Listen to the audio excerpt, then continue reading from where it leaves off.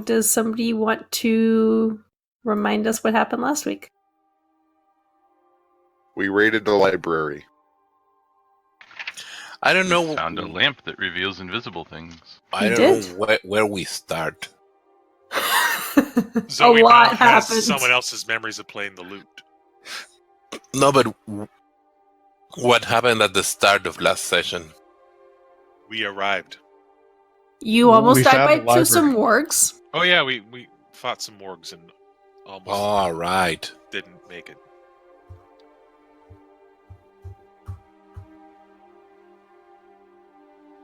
Yeah, both are heavy. What's the opposite of a heavy hitter? Heavy receiver? Glass cannon. Tank? Tank, yeah. Although, ironically, both tanks can be heavy hitters. Yes, and I didn't want to use the term tank because this is not an MMO. HP sponges. Tank evolved in D&D. Meat slabs. Meat shields. Meat shields. Definitely. Both meat shields. Chonks. Both almost of our went down at the same time.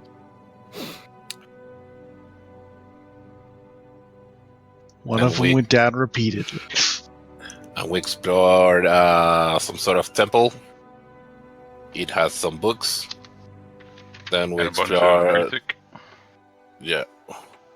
Then we explored the building beside the temple. Had a map from the underworld, Underdark. And a stairs down. And there was a lever mimic. Yep. Oh, yeah. Specifically, I believe it was a map directing us to the city of Lenaste. Maybe. Namaste. Namaste. It wasn't like a map directly from that location to Lenaste. It was just sort of the most prominent city displayed on that map. Nah. And Also, we got loot. didn't show us where the temple was at all. No. Although, you still have some reading to do, because we left off right before you guys were going to take a rest. So, how would you like to spend the night? Are you going to spend it in the temple? Are you going to camp outside? It sounded like Amalus was going to do some reading and Pert was going to do some transcribing. Well, it sounded like Pert was going to make Amalus do some reading.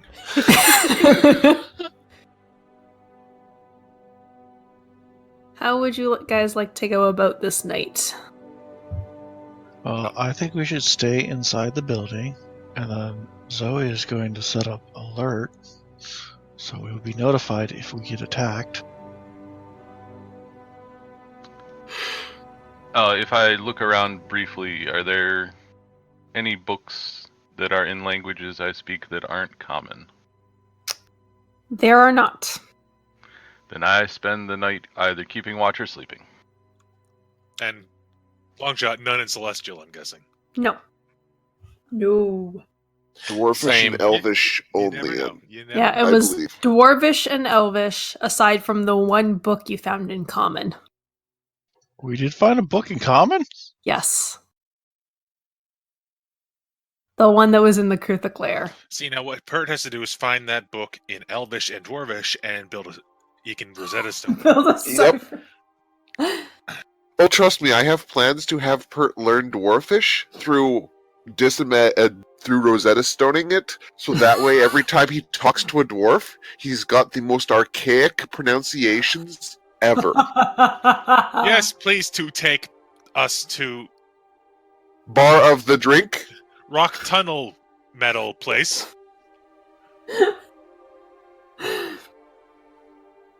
You Okay, so- lack derpiness.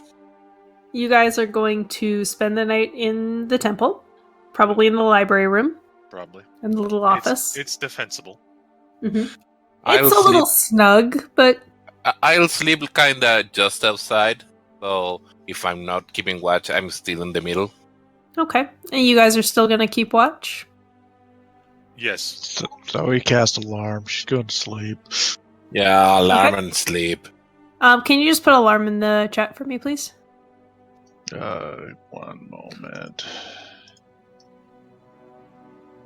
Please tell me I remember to copy it over and I'm not a complete dumbass. Okay, it'll show up eventually. And so Zoe went to sleep. Fire's going to sleep. Rizwan's going to sleep. Well, I'm keeping a watch. I don't know. Which You're one. keeping watch Yeah, I'm for a keeping while and watch. then going to sleep.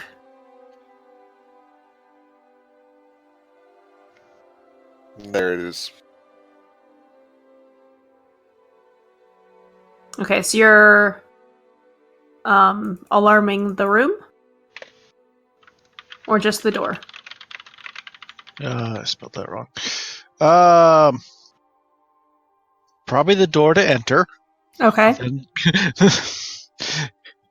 pretty much multiple steps here all the way back in all directions. I was gonna say like 5 feet inside the door because it's a 20-foot cube, right? Yeah, she probably spends like an hour casting different alarm spells and then being like, alright, I can sleep now. Alright. This Sleeping room good has night. no windows. It's just like a stone box. But yeah, you take your little silver wire and string it up a whole bunch of places, and you eventually feel that this covers all the bases, and go to sleep.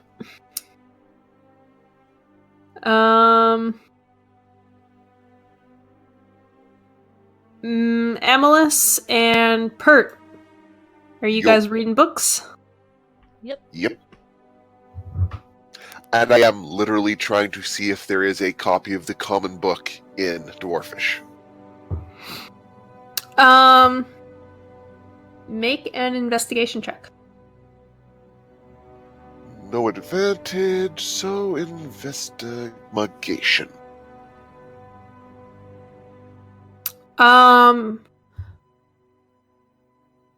You take the lamp from Zoe so that you can actually read what's on the books, and you don't find that the Two-Faced Goddess, the book that's in common, also in Dwarvish as far as you can tell. Okay. Yeah, sorry. It's okay. Can I request a perception roll? From Sure. Bert? Pert, make a perception. Permaception. You notice Zoe scratched in property of Zoe in the lamp.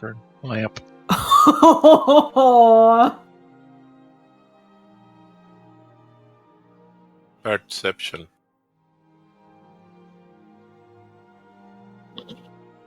Sounds good to Pert. Does he return the lamp? Eventually, after the transcribing is done. Yes. So you will have to sleep, or you're going to have to take an exhaustion penalty for the next day? Pert will take the exhaustion penalty. Okay. I mean, I only need 4 hours trancing anyway. Yeah. Pert will actually eventually sleep, but obviously it's not enough. Yeah. Well, you can also read the book in common while Amalus is sleeping. Yep.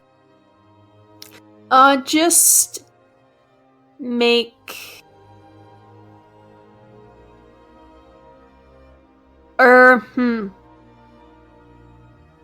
what are you just like transcribing the I guess what exactly are you just looking for, like the important information, or are you just transcribing everything? I'm transcribing everything that I'm told, but what I'm told obviously depends on what. Sure. So we'll start with the religious book, the one that's in common. And it is, as you take some time to flip through it, it's called the Two-Faced Goddess, and it is mostly like lore and legends about Shar and Selene. There's there's the sort of in the beginning there was, you know, nothing in the universe, and then these goddesses were born and blah blah blah blah blah. And then they created cookies and milk. Yes. Ooh. And then they fought because one is light and one is dark, and they still go on fighting to this day and stuff like that. I can send you an actual thing later, but I won't do that right now. Clearly, It's they okay. are fighting over whether white chocolate or dark chocolate is best. Dark chocolate. Dark. Agree. Both. Oh. A sandwich made out of both. Hmm. Yes, please. Two slabs of dark chocolate with a white chocolate slab between. Make me an investigation check. Investigation. Pretty good. So you find there's a chapter in this book that's on Shar's aspect, like the aspect of Shar that's called Ibrandul, who's sort of the dark elf's version of Shar, which sounds a lot like the mural you saw in the tomb. Yep. You read that it is believed that one day Ibrandul will consume the moon and then the sun, and then those that live below the surface can rise and claim the land for themselves. I take a minute to look outside. There's no wall, or there's no windows here. I know. I walk through the alarm and look outside. Zoe, your alarm goes off. I thought it was set up not to do that. It can be. Did you designate Pert as not setting off the alarm? Yeah, I don't want to be woken up when somebody has a pee break. Okay, Zoe, you're not. Damn. Okay. So you go outside. Is the moon? Make a perception check. Yes, the moon is there. It's kind of hidden by the trees, but you can see the light's still I there. was just waiting for you to say, no, it's not there. But you realize it's the new moon right now. I just said it was the full moon like 2 game days ago, so. I don't know how moons work on your planet. That would be Well, a very there's quick 7 of them. turnaround. I don't know how moons work. Well, there's 7 of them. They constantly phase in front of each other so that it looks like it's getting smaller. Hmm. So you go back inside, keep reading Yeah. the book. As you're kind of paging through, like there's a lot of this book has a lot of fancy art in it. And there's one that kind of stands out to you that's like the first page of the book. There's this sort of like yin and yang picture of Shar and Selene, with Selene that kind of occupying the top half of the page against this black background with moon and stars. And Shar is mirrored in the bottom half against this white background with these like purplish black tendrils emanating. It's pretty. I spend like an hour after my translator has gone to bed tracing that drawing. Okay. And one last thing. So you do find a section that talks about the first temple of Selene, that Okay. is at the top of the mountain, which is called Mount Luna. Yep. And there's like a little sentence at the end of the paragraph that says that the location of Shar's first temple is a secret known only to a trusted few. So we gotta torture some dwarves. Sounds like fun. Why are you assuming dwarves? Hmm. People that live under the ground are all dwarves, aren't they?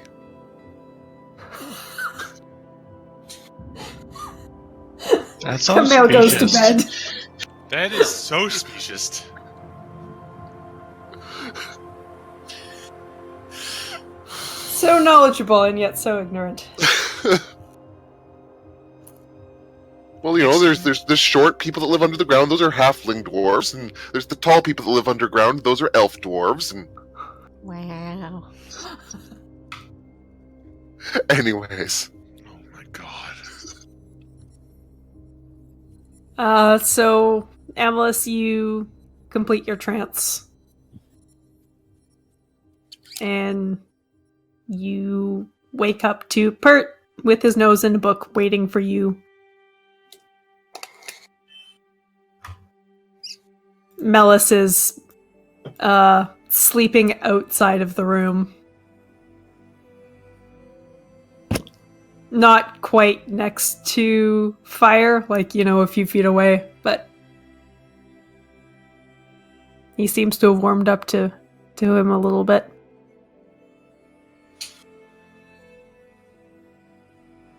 You are going to do some reading? Well, I guess I have to. Make A few me minutes before we have to head out. make me an investigation check.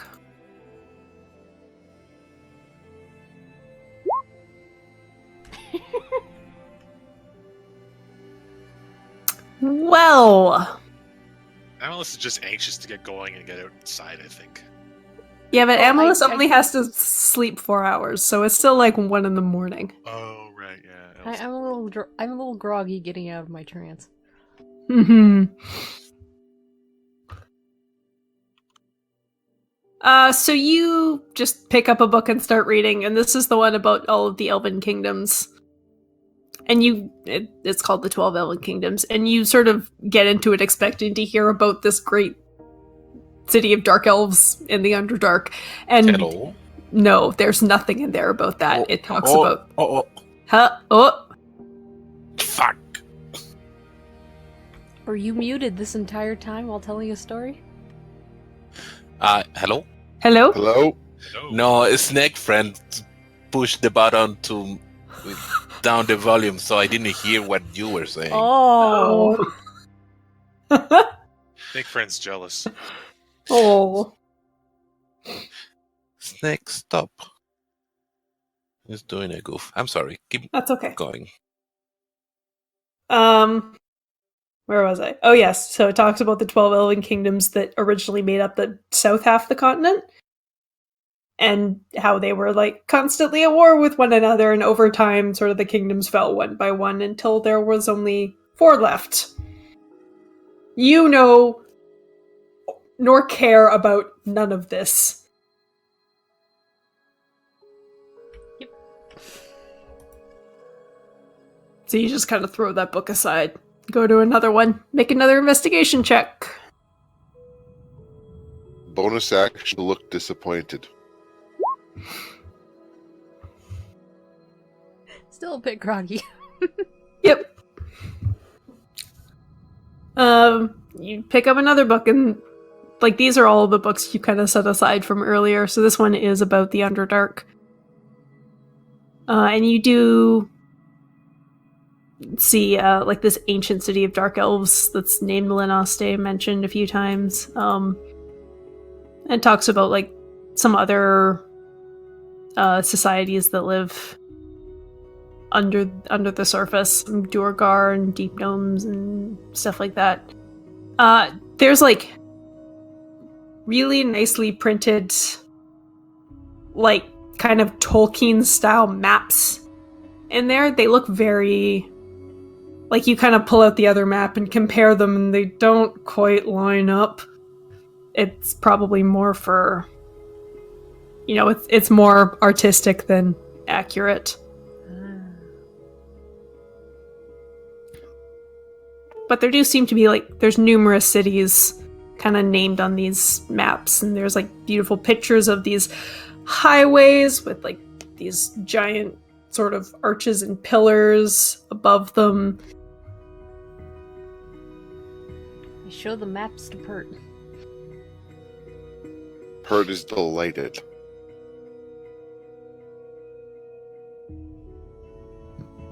Pardon me.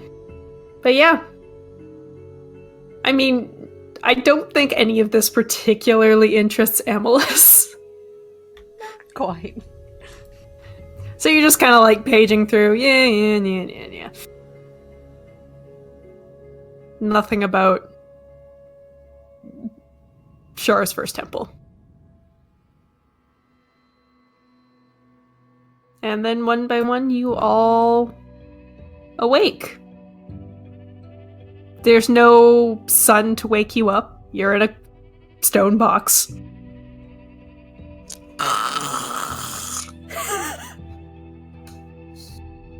So it just snores to wake you up.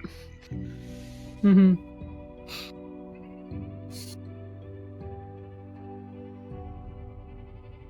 It was an awful choice. We should have slept outside.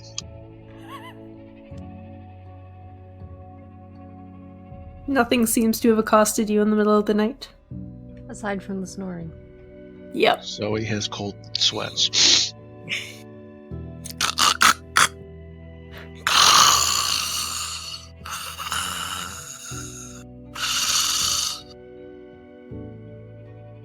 That is fire doing that, right?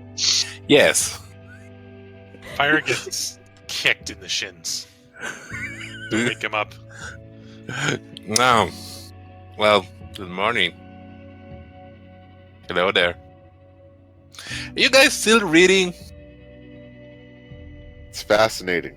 Oh my god. Amalus is done. Pert's still going. Jeez. I've So got a Pert- rough map of the underworld now. Pert, you have level 1 exhaustion, so you have disadvantage on ability checks. Alrighty. You look like butt. But I've got a map. I mean, it doesn't have a direction to the temple, but at least it's a map. Oh, but he's going to refer to the temple we're looking for, which is on... No, it was the other temple that... I get confused.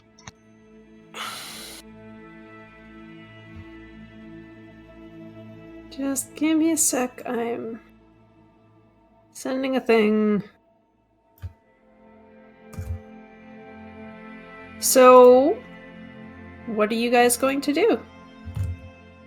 Well, if we've exhausted everything here, the idea was to go to the abandoned fort, barracks, whatever The outpost. outpost is.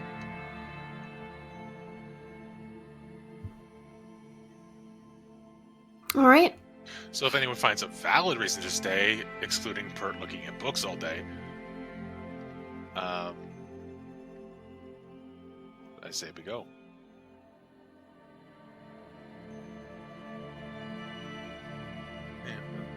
Exhausted Pert, exhausted our patience. I think really the only other thing we could do here is walk down the giant staircase into the Underdark, and that doesn't seem to align with our goals at the moment. That will be a fun trip other day. Yes, a nice little day trip. So you guys pack up your things. I assume Pert takes as many books as he can carry. Yep. I assume most of his weight capacity is now just books. Yep. Like, he's constructed some sort of lattice onto his backpack so he can carry more books.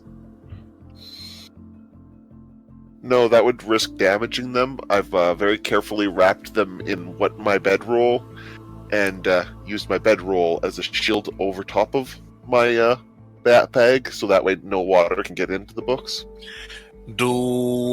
After you have done all of that, there are still books? Well, yeah, there's way too many for me to carry. Yes, Do you want- books. do you Books in this world are like handwritten, Yeah, we're big talking ass like things. 10th century illuminated manuscripts, I'm guessing. Yeah. Do you want me to carry your dumb things? It's okay. I'll I- carry these, and the rest will be safe here for future trips. Okay. The offer is open though.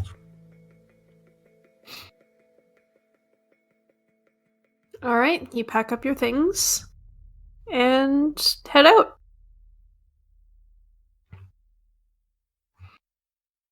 Where are we going now?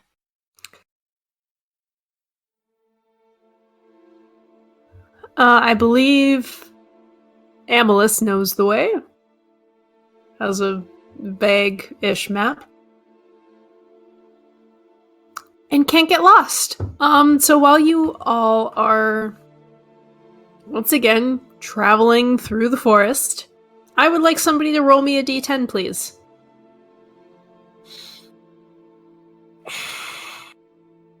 And then everyone rolls a d10. Yes. I'll take the first one. Everyone can make me a perception check. Okay.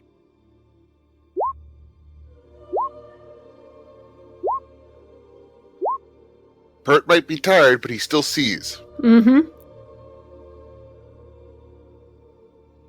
So, today's trip seems pretty uneventful. Yes. Aside from a few squirrels chattering at you as you get a little too close to their homes. I chattered to them. They sit on a branch and shake their squirrely fists at you. Fist rise against them. Swirly wrath. Yes. How plump do these squirrels look?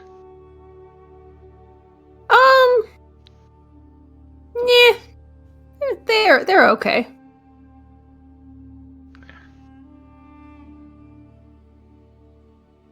Rizwan decides not to bother. Live and let live today. Mm-hmm. So you spend most of the day traveling. It's sort of late afternoon. Amalus, as you're sort of forging your path ahead of you, or ahead for the group, Nellis is walking alongside you. And you notice that he kind of slows down for a second and starts sniffing the air. His ears are perked up.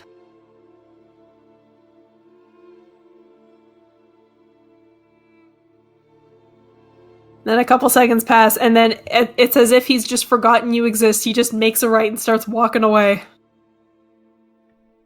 I follow the kitty. We're all following Amalus, so I guess we're following the kitty too. Yeah. It's very obvious to all of you that the kitty is following his nose. And after a little while, you can smell it too. There's the smell of fish hanging in the air. Hmm. Near any large bodies of water that would have fish? Like natural fish or fish being cooked? Fish being cooked. Okay. I mean, there's like smaller like lakes and rivers in the mountains that might have river fish. So you all kind of follow your noses, and you can see the light from a clearing through the trees.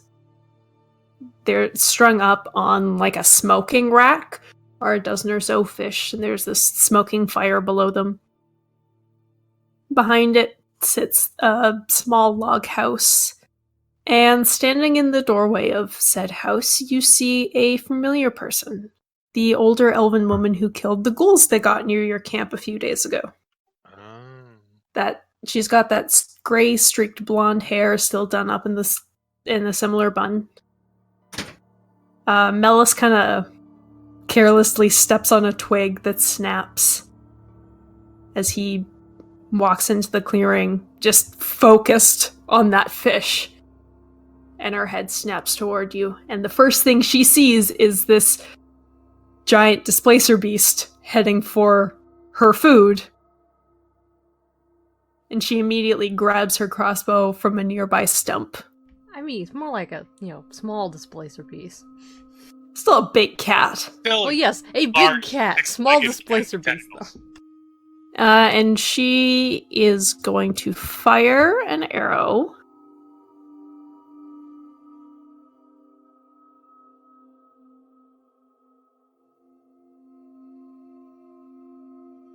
That hits.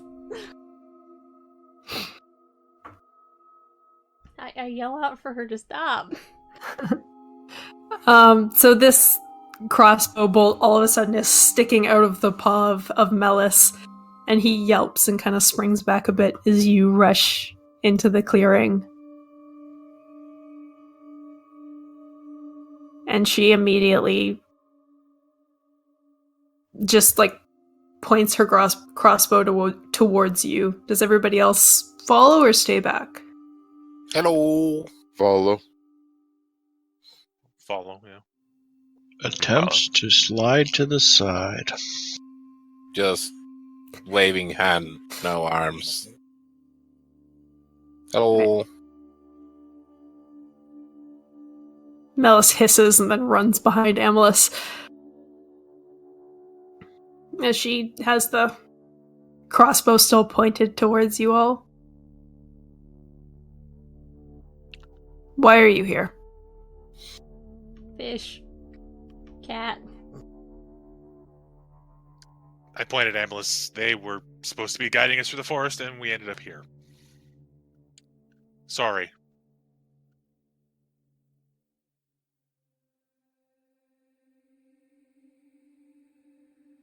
She raises her crossbow. Train your cat better. I mean, it's only has been her cat for like 2 days. Doesn't last that much. Creating such delicious smells in an area full of wild creatures seems imprudent. I'm keeping my mouth shut. This does not concern me at all. She kind of gives Rizwin a bit of a dirty look. I give it right back. Why are you here? I point at the fish. Can we buy some fish? Yes, please. No. Okay, bye. You should go back to the city. Nah, city's boring. Well, aren't we City's heading safe. to? Yeah, Aren't we safe is heading boring. towards that other shush place? Pert.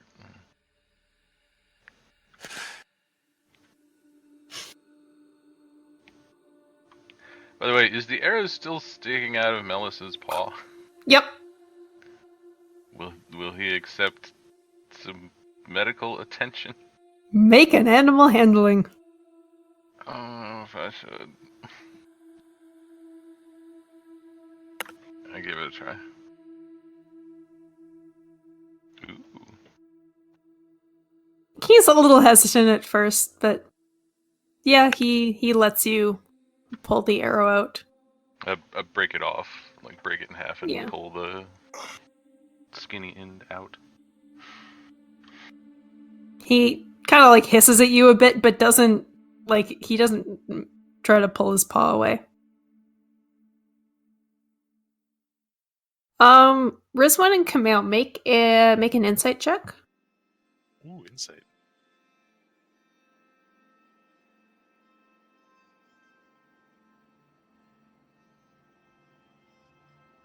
Kamel, there's something about this woman's posture that strikes you as military-ish. Okay.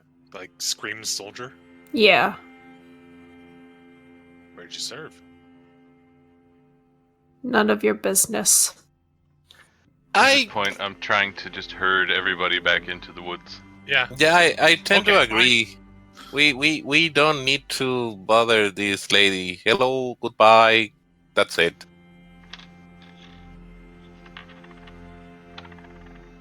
I agree with Rizwin and try to move the party. We need to head towards that outpost anyways. Let's just go. I'm gonna cast Cure Wounds on my kitty. You may roll that. Okay, almost back to full health. All right, this woman watches you with eagle eyes as you leave her little clearing.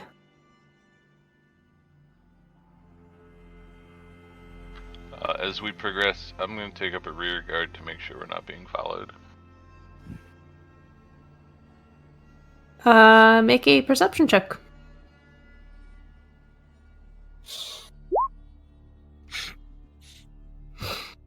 It's double digits. Very nice. Richmond continues their successful campaign of not perceiving anything. Yeah, you don't notice anybody following you or anything else. So about another hour passes as you keep going sort of southwest. And it's almost night when you come across these like two stone walls with this lowered portcullis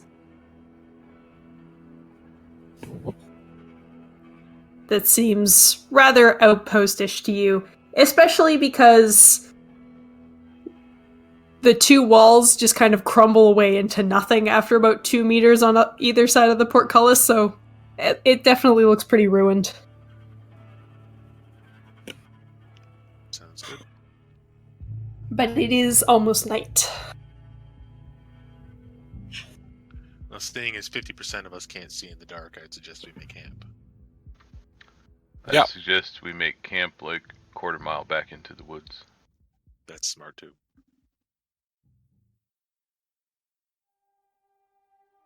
Alright, so you backtrack a little bit. Make camp. So we walked around doing strange dances. Just casting alarm. Okay. Who's doing watch? I'll go first. Go later. Bert goes to bed, but he'll do a watch later. But why watch if we have alarm? Because for at least two of the characters, it's ingrained into their very core, their being by their drill instructor. It's fair. Good night. So I think it's usually Rizwan and Zoe first. You're Alright. Somebody roll me a d10.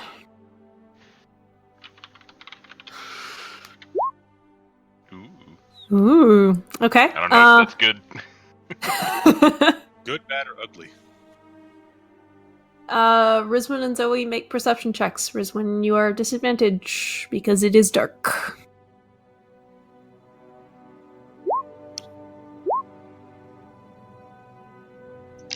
Zoe clearly borrowed the book in common and was reading it. Yes.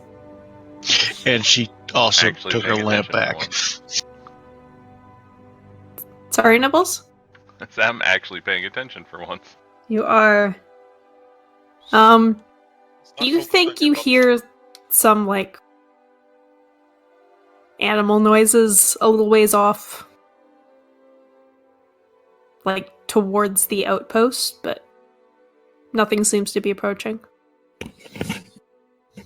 You hear a couple of owls up above you.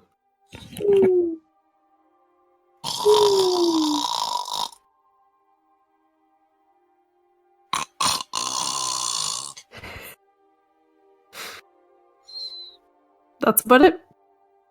I am so going to learn silence.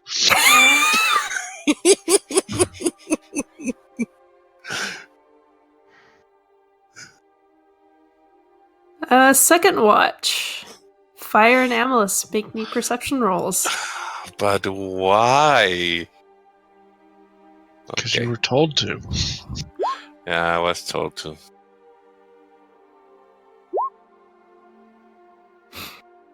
I should be disadvantaged. Yes. So now that Melis is like kind of semi-tolerating you, Fire, you're like trying to play with him.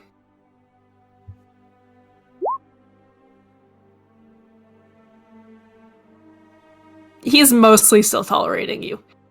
Yay. Not Yeah. a normal cat. You haven't quite figured out how to quite get him to like you.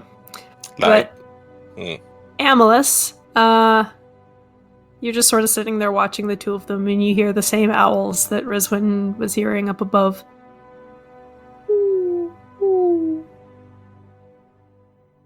And then, ooh. Ooh. You hear a little bit of stomping from behind you. I look behind me. With your dark vision, you can see a large shape sort of slowly lumbering towards you. Oh no. And as it gets a little bit closer, you see this giant bear-like creature with an owl's head just sort of meandering its way towards you. Ooh. Can I say, I know it's a little retconning, Uh-huh. but can I say, because I was interacting with Melas, Okay. Mm-hmm. I had cast Speak with Animals to talk with him. It doesn't work on Melis. That doesn't mean you Right. won't try it. I forget about that. I'm not sure it would work on what this is anyway. I don't know. We all I don't know know. it's an owlbear. We all assume it's an owlbear. That doesn't mean it is an owlbear. Owlbears We know are it's an Does it- owlbear until I'm proved otherwise. As it gets a little bit closer, Melis just like his ears perk up and then go back, and he just like a cat just like gets as big as he can. The tentacles on his back are just like whipping around. He opens his mouth and hisses towards this owl bear that seems like a little bit taken aback and kind of backs up a little bit when he sees Melis. He doesn't look aggressive. Sorry? Does the owlbear looks aggressive? It doesn't. Well, make an insight check. It does not. Okay. Zoe, your alarm spell goes off. Blink, blink, fire. I go to Zoe and try to shh, it's okay, it's okay, it's okay. Shh, calm. Don't scream. Don't make rush movement. It's okay. Ooh. I really wish I had the spell daylight, but I don't get it till next level. Or 2 levels from now. Does anyone have?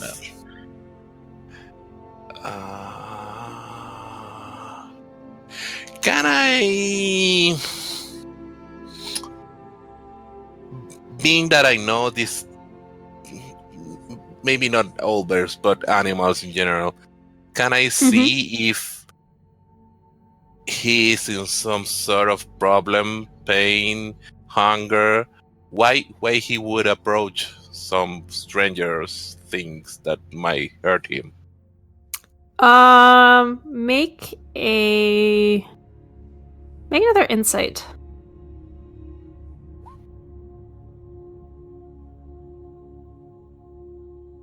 You figure he's probably looking for food. Amma, do you have any food? I mean, I have rations, but they're not fine. They're not awesome. He this owl bear starts sniffing and gets a little closer to Melis. And a little inches forward and inches forward. I think you should get your cat beat steps away, just in case. Zoe throws out a thing of rations at the owlbear. It immediately Feet. loses interest in the cat and just nom nom nom nom nom nom. And then turns its gaze towards you.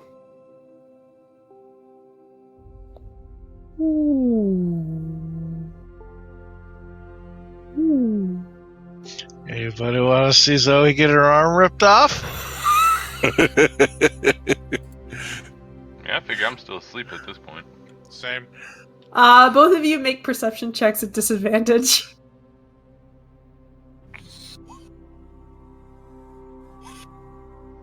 What Rizwin. about Bert?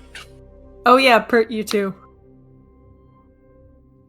Double disadvantage? No, you can't have double disadvantage. Alrighty.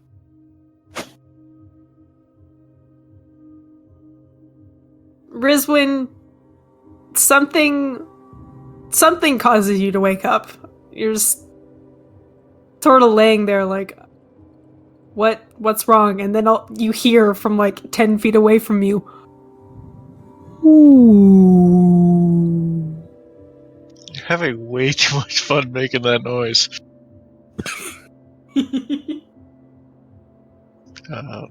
So he pulls out another ration and slowly moves towards the owlbear. Make an animal handling check. This is not gonna end well.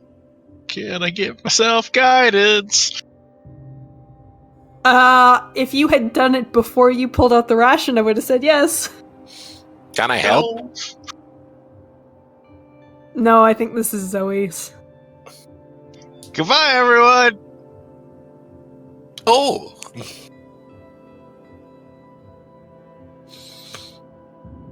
You, like, sort of hold the ration out, almost expecting this owl bear to bite into your arm into the ration. But no, it just takes the ration very quickly.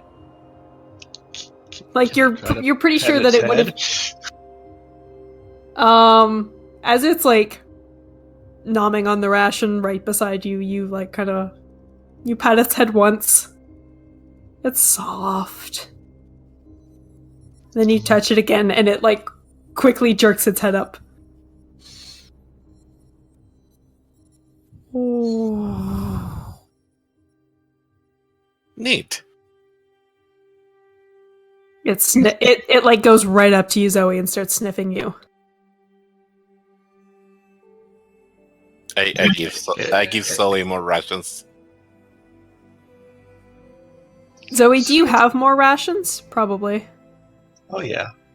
Okay. It is going to attack your pack. No. Oops, that was to me. That was a 24. It like rips open your pack. My pack!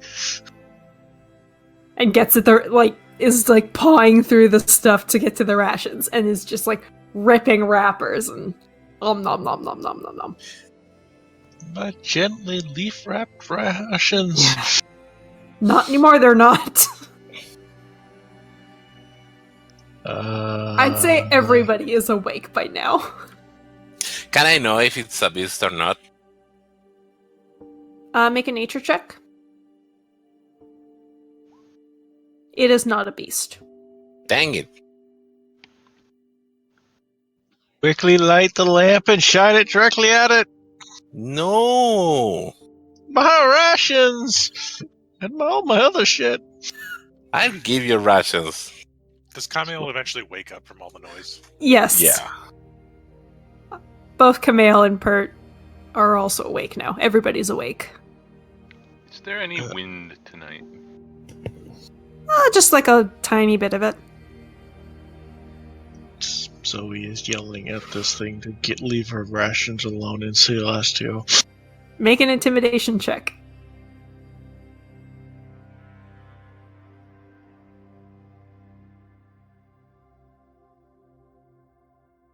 Yeah, that seems about right. It just kind of like looks up at you and then goes back to eating.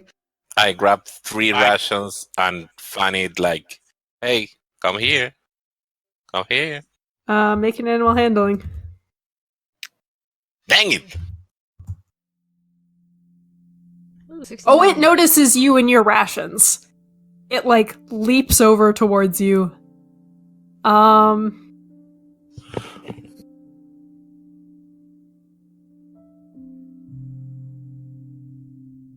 Jesus. It just like misses the rations and hits your hand, and you're pretty sure it didn't mean to. It just got a little overexcited. Oh, okay. Okay. I It didn't unpack- even. It doesn't even notice that it hit you. It's just like, ooh, rations that are Camille, now um, dropped on the ground. as Camille finally wakes up, he realizes kind of what's going on and just gets up, eyes glowing, and just yells at the owl bear. Get out! Make an intimidation check.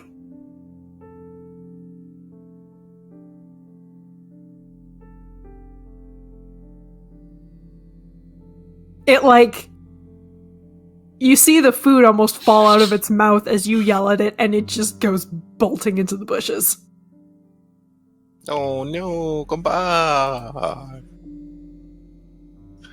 Says bleeding. I was so playing that, trying to get an owlbear familiar. You were not going to get an owl bear familiar. No, but I had to try anyways. Pert You all was hear more the likely to have an owlbear as it familiar. as it runs away through the forest. Okay, bye. Bye, Hootie. Zoe, you no longer have a pack.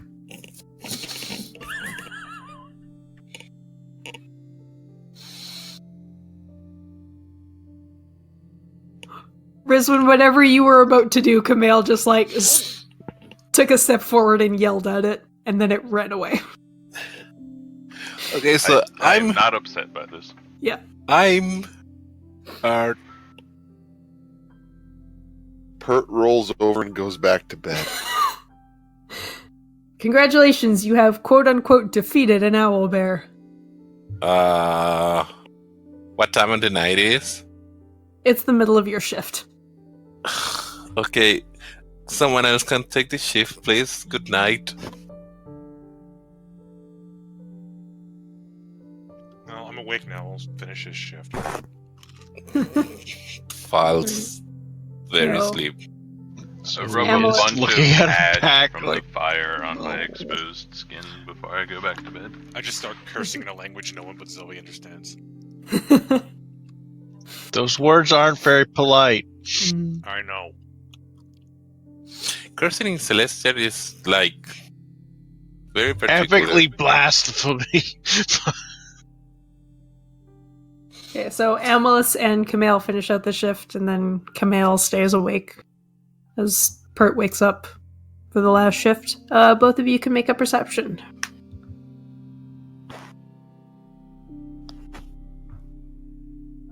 No, I cannot make a perception. Pert's still sleepy. Yep.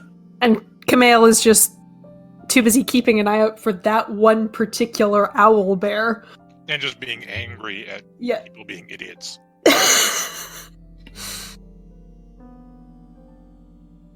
But your shift passes relatively uneventfully. And the morning comes, and I will be back in a second. I have to take a pee break. Timey, Yes? do I get healing?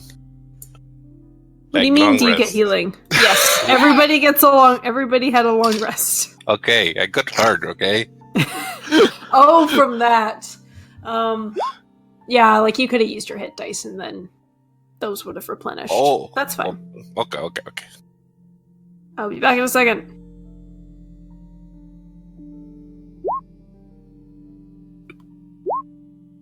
Yeah, I'm okay. I think you could fix your bag tie, but it would be a long process. Yeah, it'd be like a minute for each tear and rip. Okay. Zoe clearly has exhaustion today.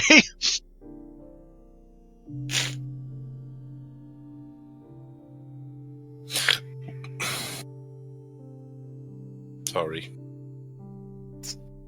It's okay. Not bad. I mean, your bag, his hand. His hand can heal itself.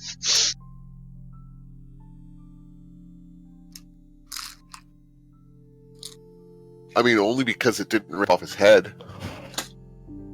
Yeah, I could have put his head back on. I am back.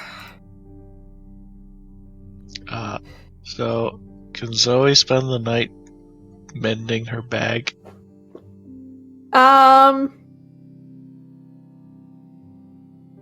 Sure. Ty already offered to take a hit of exhaustion. It was pretty ripped up. I'll say that it takes you kind of the rest of the night. Constantly casting mending. Yeah, this is basically what we decided was every Yeah. rip is mend. She gets it back together, puts everything in it, all falls back out of rip she didn't notice.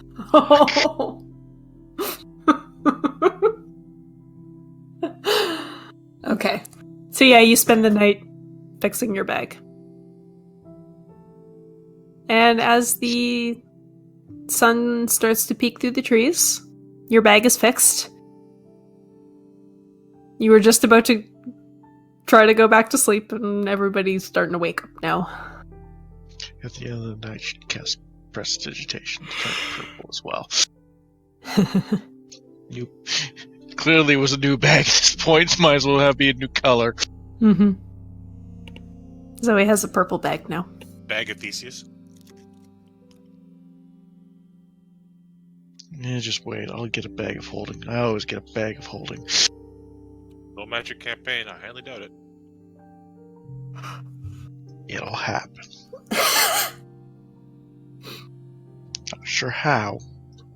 Not sure what type of bribe I have to give Jamie, but it will happen. Make it yourself. Anyways, is there anything you would like to do before you go explore this outpost? Go to sleep? Does everybody want to wait 6 hours while Zoe sleeps? No. Nope, she made a choice. She has to live with it. Alright, Zoe, you have disadvantage on all ability checks.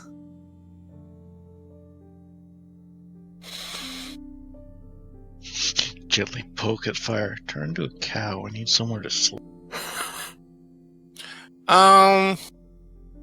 Okay. Cow form. Ugh.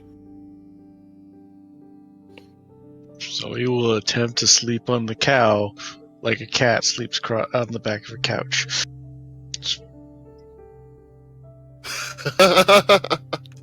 Good note. Make a constitution check. Saving throw or just check? It doesn't matter. In 2 minutes. Oh, Jesus. You get seasick.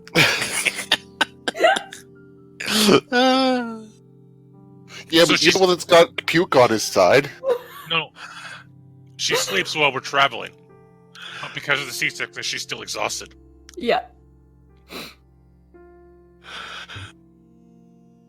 It's also like you only set up a quarter mile away from the outpost, so Zoe wouldn't have got a lot of sleep anyways, but you just like close your eyes and try to sleep, and all of a sudden the nausea starts to boil up. Moo. Clunk, clunk, clunk, clunk. Why does everything always go bad when I roll for seasickness?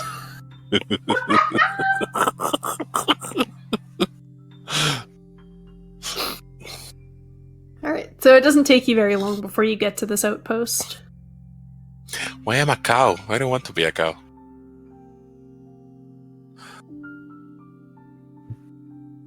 So 5 people, an owl, a cat, and a cow.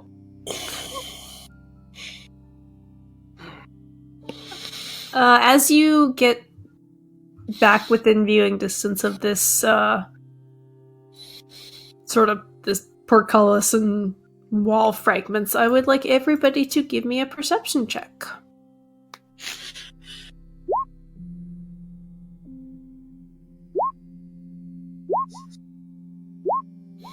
I guess I'm not at disadvantage anymore. No, so and neither is 23. Rizwin. Yeah. Hey, Nice. the 23 gang. Wow. Amos, Pert, and Rizwin.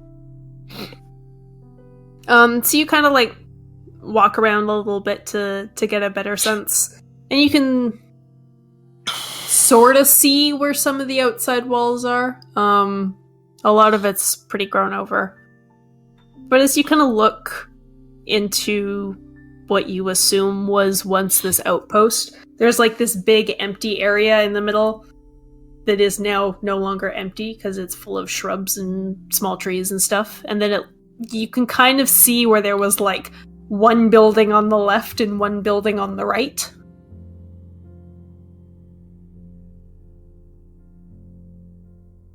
Which one has more of a command outpost look? Yeah, it's just wall fragments now, man. Okay. The building on the left, like, it kind of looks like it's a little more intact. Like there's even still some bits of roof left. Left it is. We might find some documentation left over. Okay, so you walk around the walls that contain the portcullis and go to this sort of left section. There's like you enter a doorway where you expect to see a door, and there is no door left. Make 23 enough. Yeah. So you walk through the door, and you can, like, there's portions of the roof that are still there and portions that are missing. And it kind of looks like, where are my notes?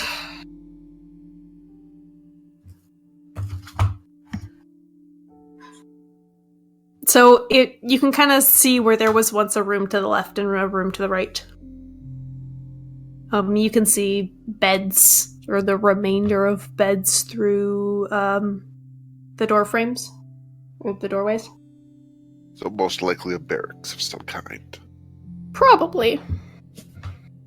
I turn to the military-minded members of the party and ask, would any of the commanders keep private notes? Anything interesting, important, or worth investigating in their rooms in the barracks, or would that be all in the command post? I respond immediately, moo, moo, moo, moo, moo. The cow cannot fit in the doorway. I'm eating all the grass and bushes. It would depend on the commander. Some of them kept logs, some of them didn't. There would be personal effects in here, official things elsewhere. Do you think it's worth looking into the personal effects? You never know what you might find. I'm All looking around underneath whatever vegetation or whatever is in here to see if I can find any hidden trapdoors or obvious trapdoors into a basement-like area. Make a perception check. All right, you kind of go combing through the grass and the ferns, and you don't see any trapdoors or stairs downwards.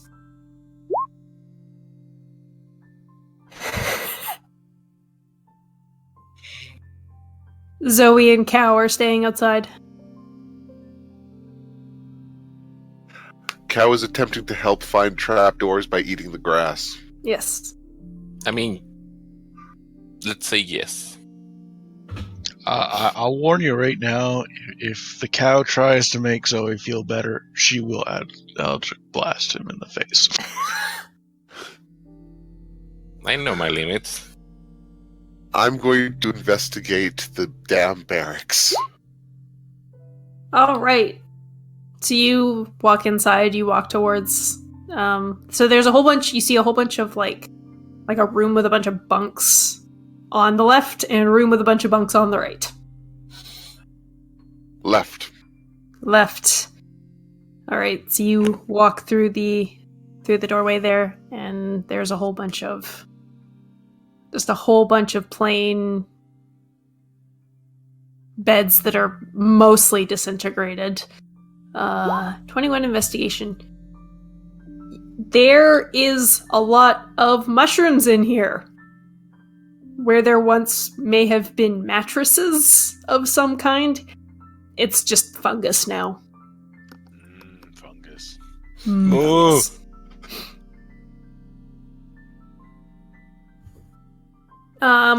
Underneath this fungus, you see, sort of between two bunks, a small, like locked, or probably locked iron chest. That's getting opened up immediately. It is also covered in fungus. I've got a dagger. Okay, so you go towards the chest? Yep. As you kind of poke around the chest, whatever like kind of mushrooms these are seem really unhappy to be disturbed, and you see them kind of like shiver a little bit, and this like yellowish cloud comes out from these mushrooms. Oh dear. Spores. Make a Constitution saving throw. No. You take 6 poison damage. You'd think you'd be used to spores after all this. You don't mess with the shrooms, boy. I'm cutting the shit off. Alright, so you like try and cut the mushrooms around the chest. Yep. Is there anybody else in the room with Pert? Sure. Yeah, I probably would have been. Okay, so as Pert's cutting the mushrooms, the one you can see like this ripple effect as the ones around it start to shake and produce these spores, and the ones around them start to do the same thing as it like goes down this chain. So both of you need to, actually all three of you need to make another Constitution saving throw. Why couldn't it be a disease? At least then I wouldn't have to worry about it. Because mushrooms don't make diseases. Oh god. Wow. Everybody can hear the three of them that went in this room just like coughing and hacking as they inhale these poisonous spores of the mushrooms. I Is that cannot 9 get. poison damage. Yeah. I cannot get there in cow form, right? No. The doorway is too small. I Okay. turn Clearly around they and need to walk go out of the room. Risman leaves. I leave too. Camille leaves. You have the chest free, Pert, if you want to try and drag it. Yes, I Out will of the drag it room. out, because otherwise I'm going to collapse. Okay. I transform back to fire form. Sure. I So go, everybody comes out of that room coughing and hacking. Pert is dragging this iron chest behind him that he has already managed to unlock. I'm gonna use 9 of my lay on hands to heal myself. After the spores disperse a bit, I go to talk to the shrooms and ask, sorry for the rudeness. Do you have speak with plants? Yes. I mean, sort of. I can speak to them, but I cannot understand them. Oh, I back. see.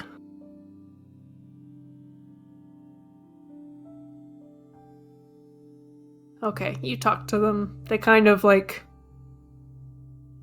quiver a little bit, and your eyes are drawn to the place where the chest was, and the mushrooms are all like slashed up there.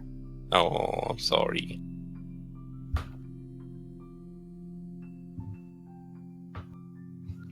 All right, Ah. Pert, you open the chest. Brush off the remainder of the mushrooms. As I see him doing that, I back away just in Yeah. case there's Yeah. any kind of thing happening. Okay, there is no traps. There is no more fungus inside. There is just some like moth-eaten clothes, a couple of jugs that you pick up and you can hear liquid sloshing in them, and a little coin purse with 25 GP. I pocket that. We didn't leave. We can still see you rummaging through the chest. I mean, I'm still pocketing it. You. How about we divide that up between all of us? How about we put it towards something useful instead of putting it in our pockets, Bert? Sure. What are we buying? Future supplies, since an owl bear ate some of ours. On a Yes. side note, how many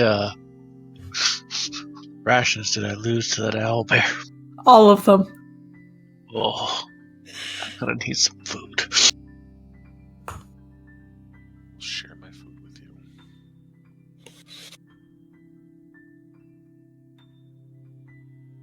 Okay, so you have 2 jugs of liquid, some old clothes, and 25 GP. Yep.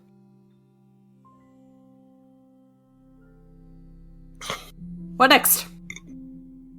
I uncork one of the jugs and take a cautious sniff. Well, you figure it was alcohol at one point. Now vinegar.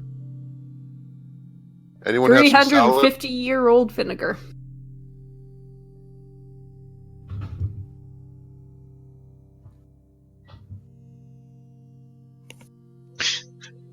You should give it to Fire. He can use it while he's in cow form. Add something to his. Malice kind of comes over to sniff it curiously, and then his ears just go back, and he kind of...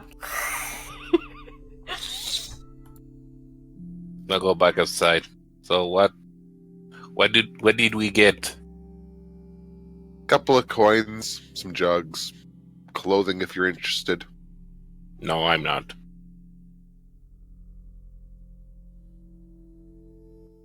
I guess we continue looking around. I'm going to avoid the left room. Okay. So you go to the right. Yep. There's more bunks here. There's just some, like, sort of fuzzy moss covering all of them, as opposed to those mushrooms. And you see some, like, a couple of chests and some cabinets. Fire! Mm-hmm. Can you talk to the moss? Yes. What do you want about them? Not getting poisoned more. Are we trying to pass through them? Yeah? Okay. I'll say to the moss that we're trying to pass through, trying to do minimal harm. I'm sorry. We will heal if necessary. The boss just sits there. You see, like, a little potato bug kind of walking along, minding its own business. Checks out. We're okay. Okay. I go check the cabinets and chests. All right, you open the cabinets, and you see bandages and some bottles that whatever was in them, it's definitely decayed now. And then you open a chest and you see some, like, surgeon's tools. You think this might have been some sort of infirmary.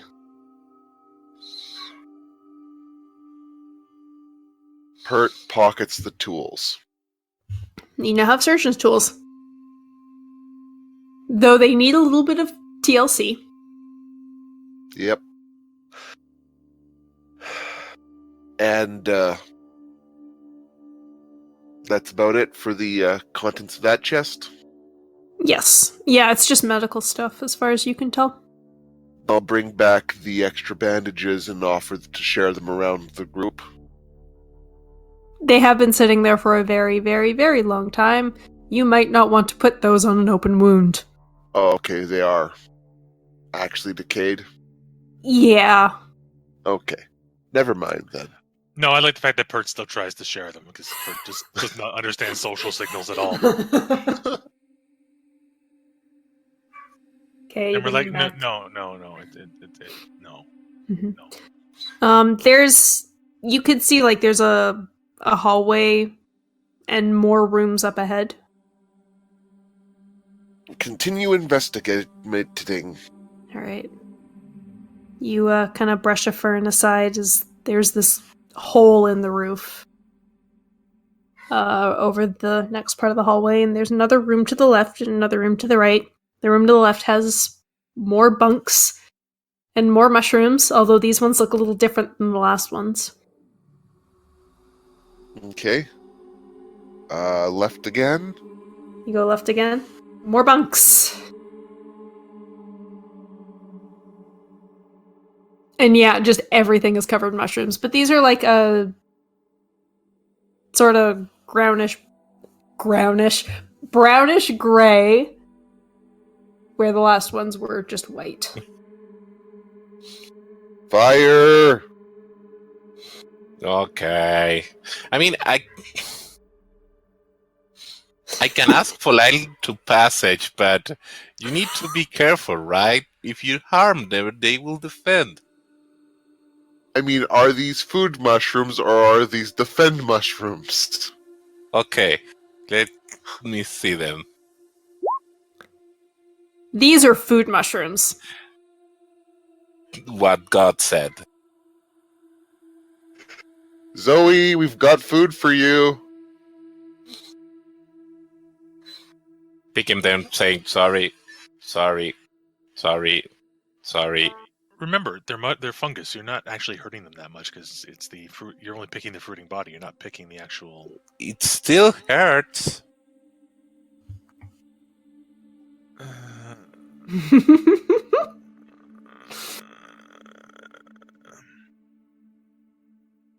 All right, you pick a bunch of mushrooms. Pert, you take some time to examine the room. Make a investigation check. Alrighty, investigationing go.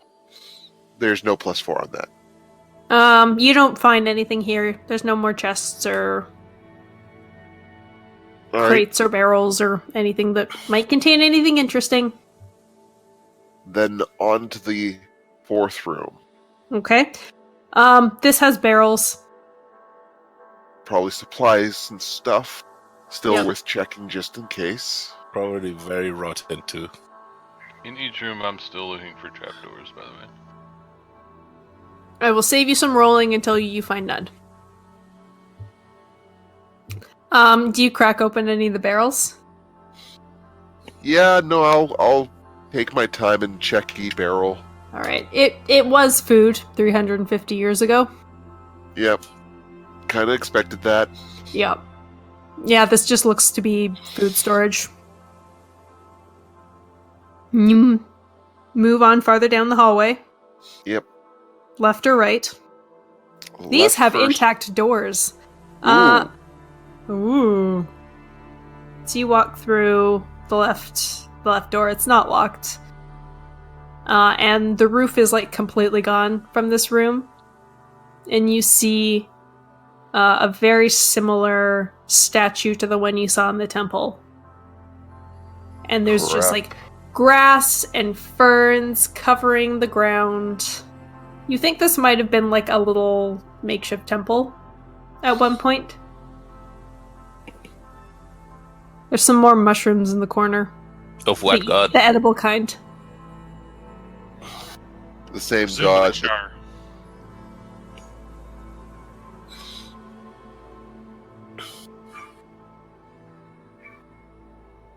Yes, Jamie?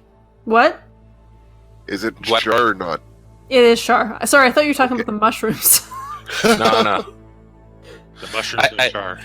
Although I want to go back before we go further. I want to go back to the bad mushrooms. Mm-hmm. Can I take like some sort of scientific approach of loving shrooms and kind of grab one, start eating and whatnot?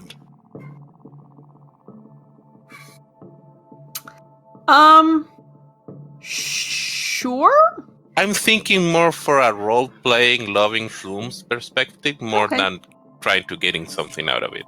Alright, what would this be?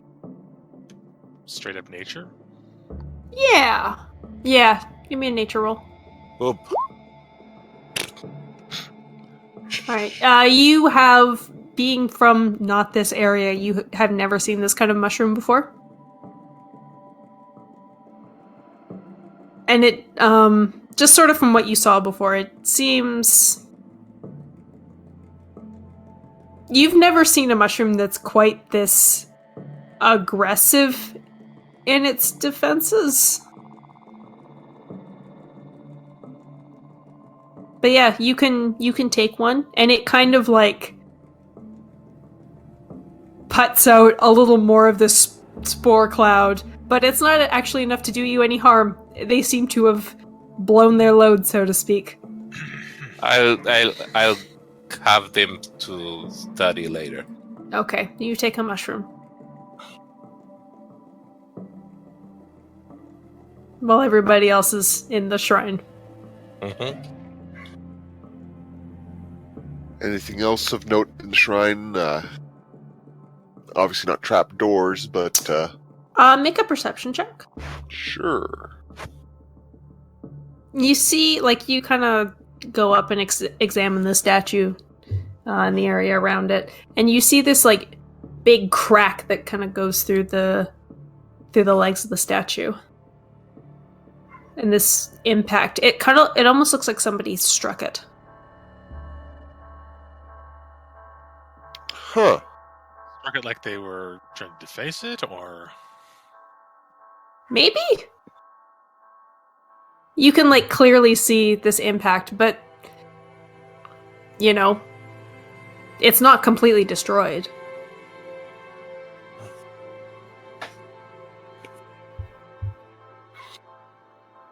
That's odd. I guess we move on. I kind of asked the others. so anything that stands out here? No, move on. Alright, you move on. The room across the hall. There's, like, a bunch of tables here. You're pretty sure that this is a mess hall of some sort. You see some sort of, like, kitchen-y area in the back with a fire, or like a cooking fireplace and a counter. Some more bottles of once booze.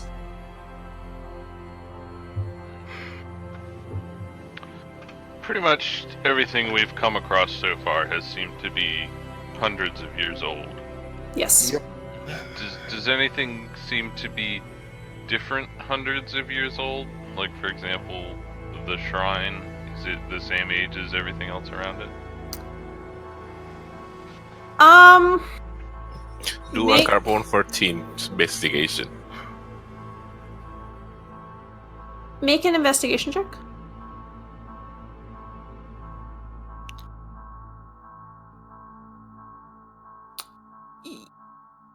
Taking some time to sort of look the place up and down, you think that the walls might be older than the rest of it.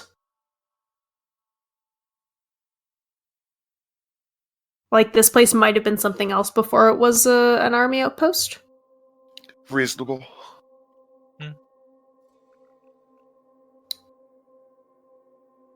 Or it might have been an army outpost and then it became an outpost for a different army. That makes more sense. It's definitely a repurposed structure. Yes. Specifically, the shrine looks like it was here at the same time as an army. Yes. Okay. That probably narrows down which army. Perhaps. There are two... Well, actually, there's 5 more rooms. 4 more rooms. I can't count. A number of rooms. Yes. So there's 4 more rooms and a hidden room that we don't supposed to know about. We'll continue on with the Yes, looking. you continue on. There's 3 little doors to the left, and then 1 more door to the right. First small door on the left. Alright, you open it, and it is just a tiny little single room. We found the Possibly. closet. Or possibly officers' quarters. There is a bed and a desk. Good signs. I'll investigate the desk. Alright. You open the drawers of the desk, and there's a bunch of papers. Awesome. Language? Elvish. Fuck! Amlis! What is it? Words. Okay. Alright, Yeah. Amelis, you go to the front and look at these papers. It seems to mostly be like reports. You see a lot of talk of like food and water and booze. So you think these are probably some sort of supply reports? They look to be supply reports. We're in an officer's room. Excellent. Does it have any suggestion on why the base was abandoned? Make an investigation check.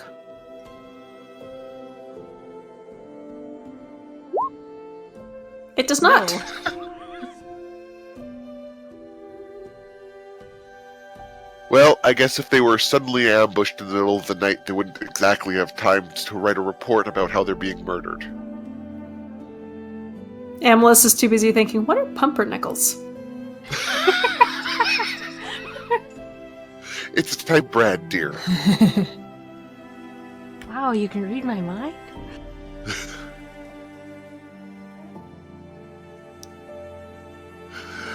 Alright, I will carefully add the notes to my overwhelmingly overweighed bag Mhm. as best as I can safely store them and move on to the next room, I guess. The next room is pretty similar. There's not supply reports in the desk. There's just like a couple of notes. You find one that's like a letter from parents, you assume. It is also in Elvish. Amelis has to translate.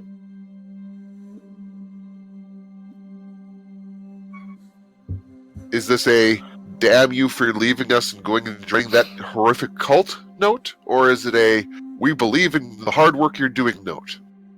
Not really either. It's just sort of it's just sort of a checkup kind of note, like, you know, how are you doing? Your aunt's having hip problems again, yada yada yada. So nothing That's, particularly interesting. Yeah.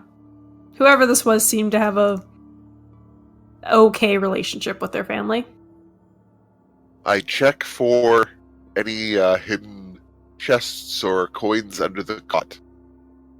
Make an investigation check.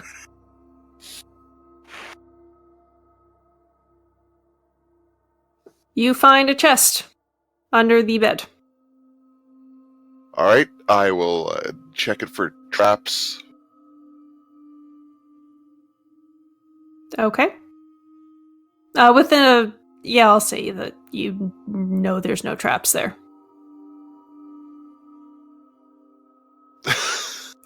Make a thief's tool check. No problem. Back on and dunk.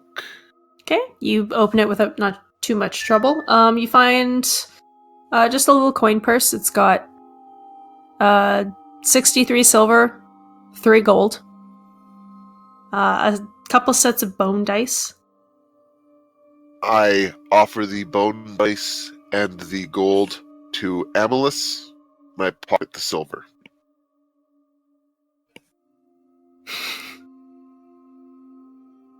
Okay, what are the rest of you doing while Amelis and Pert are going through these rooms? There's kind of not enough room for everybody to be in there. Yeah, I Start, mostly just wait out in the hall since I'm probably the biggest and bulkiest. starting to get boring. I'm I- wasting a lot of time looking for trapdoors. Oh. Once I'm finished looking for trapdoors, Just looking at the dimension of the structure we're in, Uh-huh. is all the space accounted for in the rooms Make that we've seen? a wisdom check. I kick one door open. You kick the door open. It opens. It seems to, as far as you can tell. Okay. Pert and Amlis move on to the third room. Very similar to the other ones. This one has a couple of papers. These seem to be personnel reports. Any names catch the eye? No. But the number 5,000 does. There's something about 5,000. Would 5,000 people even... military people? Would 5,000 people actually be able to sustain this kind of a outpost? Or is that just ridiculous overscaling? It seems like a lot to me, right? That's a lot. Yeah, you don't think this outpost could have held 5,000 people. Maybe 100, 150. Make a intelligence check, military people.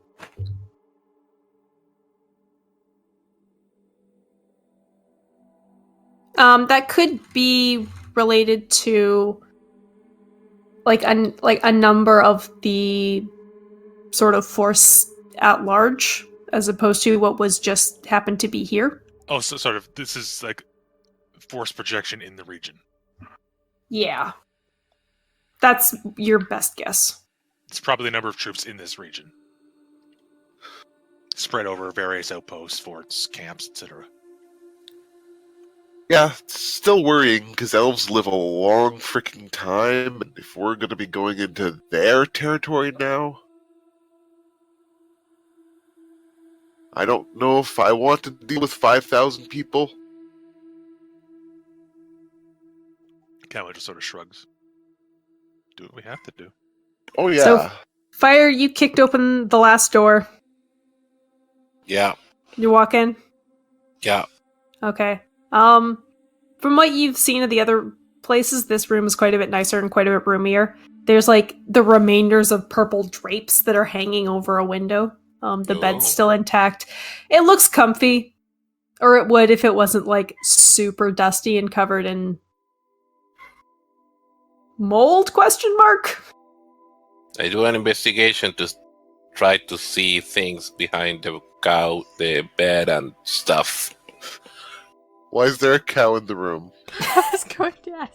The cow could actually fit in this room. I was saying couch, okay? There is no couch, but there is a desk. Oh, Hey. not many. So you immediately go, there's gotta be something under the bed, and you look under the bed, and sure enough, there's a chest under the bed. Hey, Lamau. There's also a desk in the room, with some papers on it, and then beside the desk, there's like this little homemade shrine. There's this similar statue of a woman that sits on this little pedestal that's inlaid with these like purple gemstones. And there's these like cross decorative daggers that sort of make a back to it. Are they real daggers, or like the statue have the form of daggers? They're real daggers, but they're not meant to actually be used as weapons. Decorative. Okay. They're art pieces. I pocket them. You poke at them. They're metal. Can I open the chest? It's locked if you try. I don't have any ways to open it if it's not by force. Would you like to try to smash the chest? Nah. Bird. Head tilts? I have a box. Oh, sure. Can you open this box? Part can open this box. I push it back to him.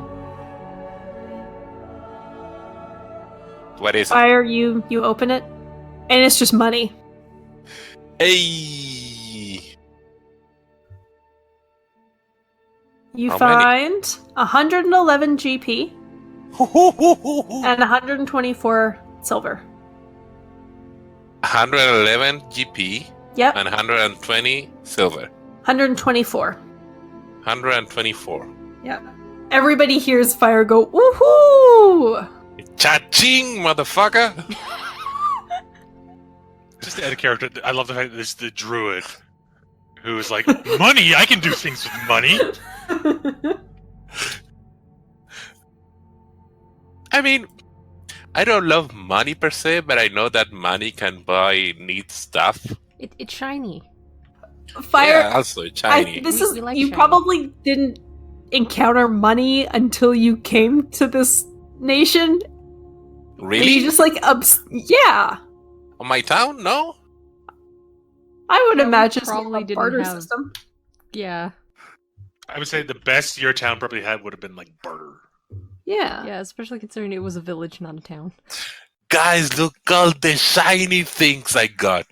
I mean, you know what money is now. Are you just like, Shiny money's things? so cool? No, it's shiny. I go look at the shiny things. And I go, okay, that's a lot of money. We can do a Yeah. lot with that money. Yeah. So the first fair thing is to sharing, right? That is normally what you do. Yes. Okay, sharing then. Ama, can you do the math for me?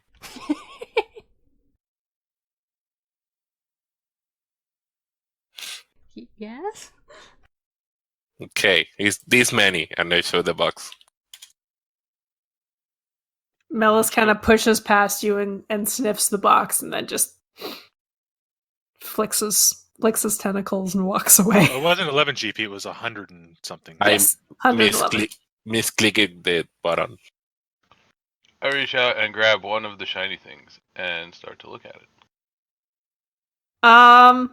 It is Is there a gold. lot of light in here? No. I go outside and look at it in the sunlight.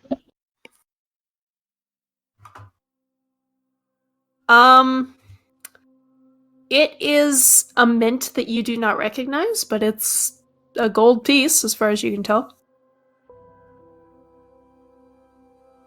Oh, but there was also some papers, I don't know, stuff there.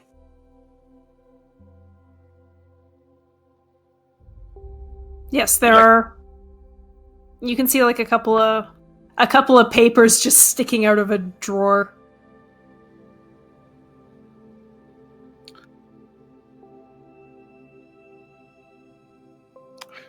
Elvish again? You pull them out and no, they're not in a language. It's just a bunch of shapes. Make an Pourquoi? intelligence check.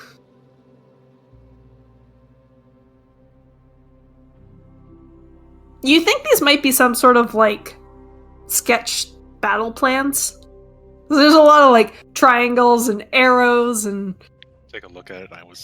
I don't know what Rizum is, but Kame was an officer, so he'd probably Yeah. recognize them. they were both officers, but Rizwin is outside.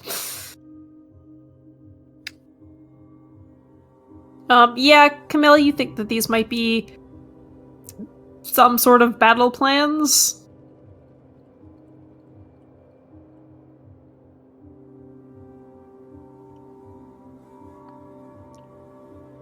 Okay. Well, just really that they're battle plans. Whether it was an actual battle or a mental exercise, it's hard to say, but Huh. Interesting nonetheless. A historian might get a lot out of it, even be able to relate to the important things. I will save those with the other notes. Okay. Before we continue, y'all should figure out your money situation. I'll take the lower amounts. So the two of us take the lower amounts. Cool. Do we want to split up that first amount as well, or It's 25 GP. So 25 divided by 6. No, I very specifically was going to not give out that money, and then whenever someone had an expense, was going to immediately start paying for stuff. But this has been ruined by the second amount of money, so that's not going to be a known thing until people start having money problems, I guess.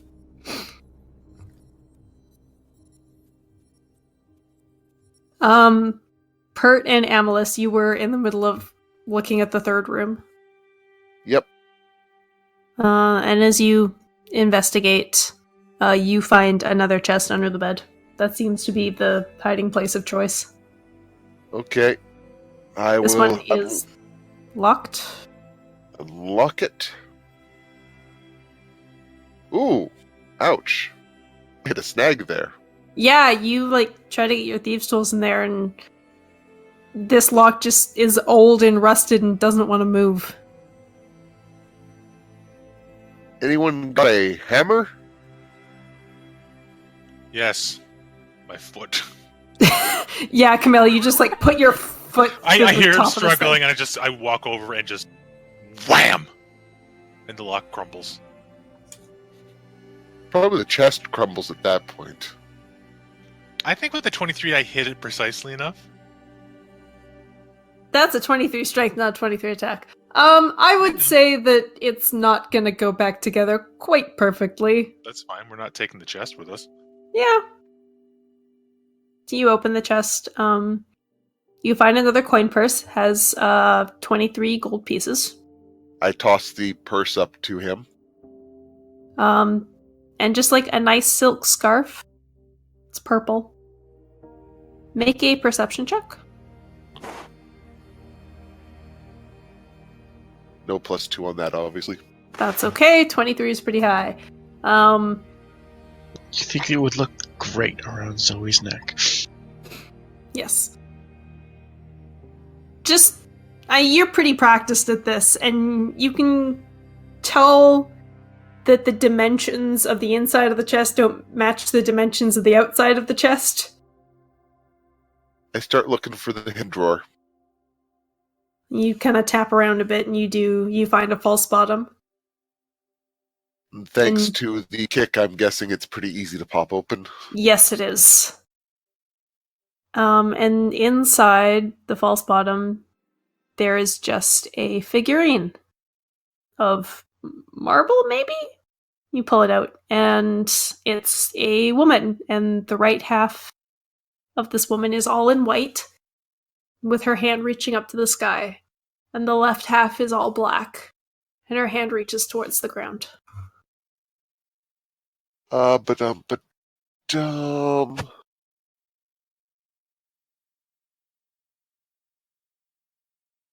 And we Oh, know that looks nice. She's the same lady. Never seen it before. I wrap it back up in the scarf that we got out of the middle drawer and stow it in my pack, which is getting very heavy. Mm-hmm. So what's your strength again? 10. Oh my god. You're kind of reaching the limit of what you can carry, I think. But it's not heavy. It's pretty tiny.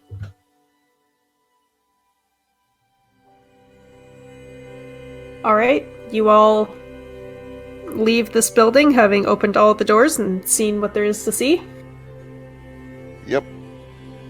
I am carrying 25 pounds worth of random books, so it's, yeah. It is 15 times the strength score. So you can carry 150 pounds, that's not bad. Okay, I will turn on alternative mode then. You realize fire can carry a metric ton of stuff, right? I can carry 330. Jesus Christ. Amazing cow form, isn't it? No, No. in normal. Goliaths and furbolgs get their carrying capacity determined a size larger. Okay, apparently I already had a variant encumbrance turned on, but Yeah. it's showing me as encumbered at 50 pounds, so whatever. Yes, we split it up easily. Yeah, we split it. Yeah, we split all the monies.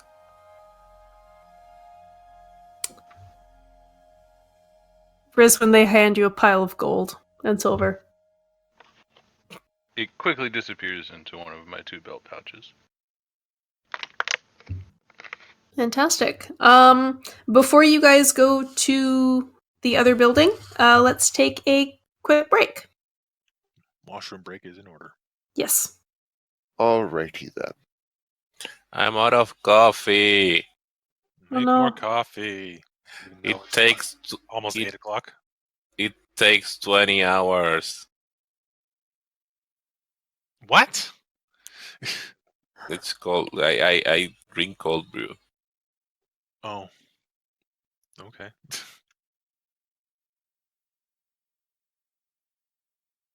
And I'm going to try and get my music sorted out while there's a break. You should have.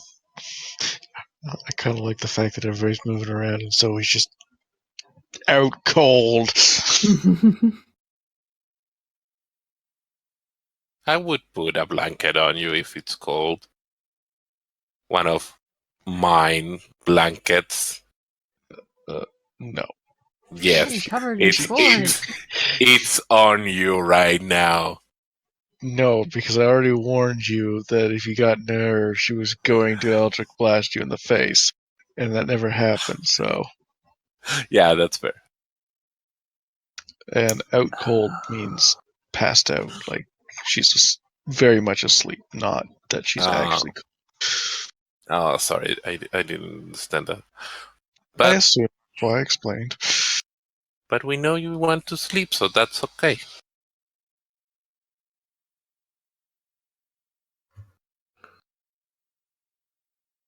This is where he kind of come back out and Zoe's disappeared. And turns out Zoe gets to go have her own adventure.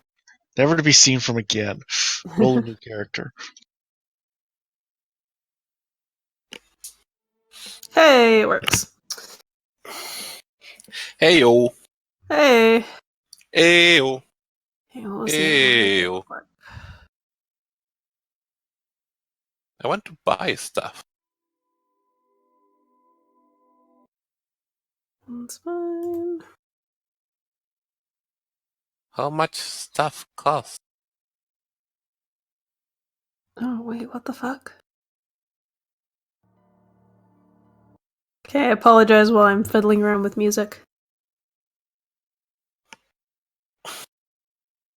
I have done such dumb things today, wasting spells and well chips on nothing. That's okay. Dumb stuff is fun.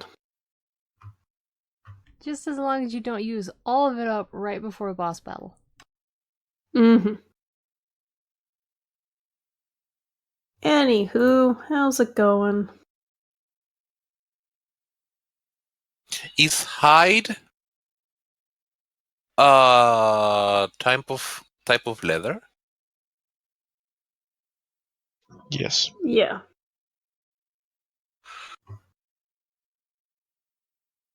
It's made from the butt. Yeah. I need to Back. buy stuff. Okay, it is working. I'm assuming I didn't miss anything. Everyone went AFK. We decided Zoe was going to have her own little sideshow, and I'm rolling a new character now. That's too bad. Hopefully Zoe will be okay with her new sideshow. I am trying granola with yogurt for the first time. Oh, it's so good! Now I want granola. Fuck. Well, put that on the list with coffee. Yep. We could pick some up when we're in town. Okay. That's what the shinies are good for. You know the shinies you found? Yeah, I have lots of stuff to buy. Someday, like in 3 years we will do one of these sessions in real life. That would be amazing. So I'm not kidding. I had thought the session 0 that Zoe and Cam was on. I'm like, we could do this in person. We literally could. Yeah. Then I went, nobody wants to see my weird ass. I Plus want you'd to have go. to kidnap. Go ahead. Plus you'd have to kidnap at least one, if not two people. Sure, it would be along the line of, Cam, get in the car, we're going. Pretty much, yeah. I like playing in my pajamas. Nothing's stopping you from doing that. There's people that go outside all the time in their pajamas. As someone that works at a gas station, he's right. I mean, You work at a gas station that services people who live in their trucks. I'm talking about people pulling up in a car. I know what you mean, but I also get what Chai is saying. One day. One day I will go there and visit you all. I will Yes. play. Just make sure it's not winter, because then you'll freeze. I was I mean- just about to say that. I mean, We can all go to PAX South. I want to Warm. check. I want to check snow. You're not missing much. Oh, well, you are all invited if you want to come visit me. Essentially, what you're missing with snow is, imagine you're cold all the time, and then people go, hey, let's go do something. Imagine a rainstorm. That sounds awesome. That sounds awesome. Listen, I- imagine a rainstorm that's stuck around for 3 months. That's Pretty pretty awesome. I love rain. We don't get that a lot here. Also, you have to spend 40 minutes shoveling to be able to use your car. Yeah, but when you're on holiday, you don't have to do that. Yeah.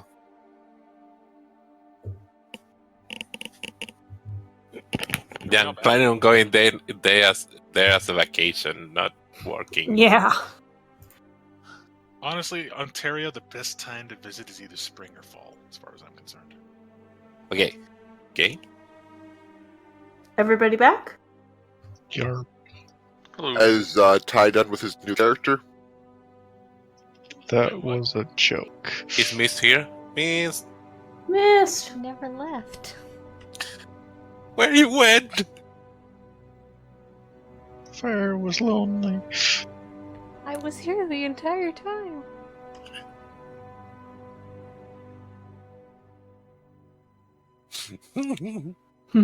All right. So back at it.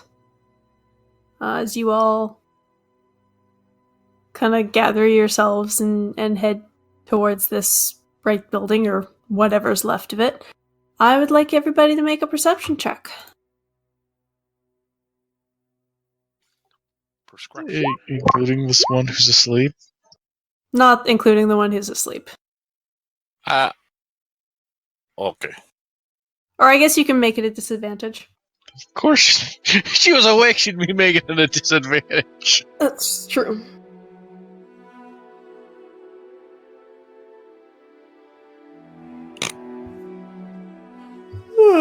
Okay.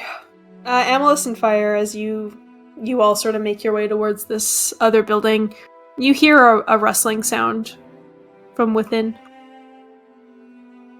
Yeah, Wabi Suckhead. What? We found out where the owl barrel sleeps. Ooh. There is someone sleepy. All right.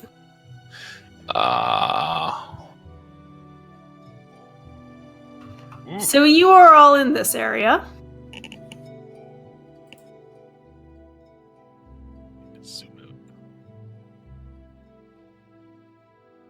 Up area or down area? This area.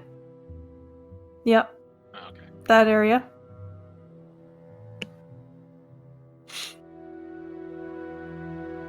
Is there a lot of spider web as we've seen here? Yeah, it doesn't look like, giant spider webs or anything. It just looks old. Fair.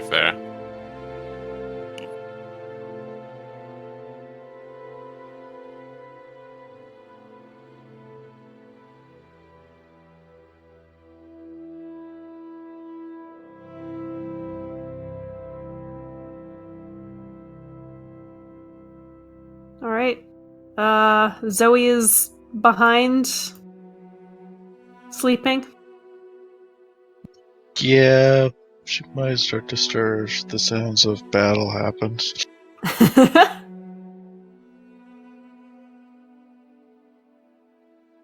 All right. Where would you guys like to go?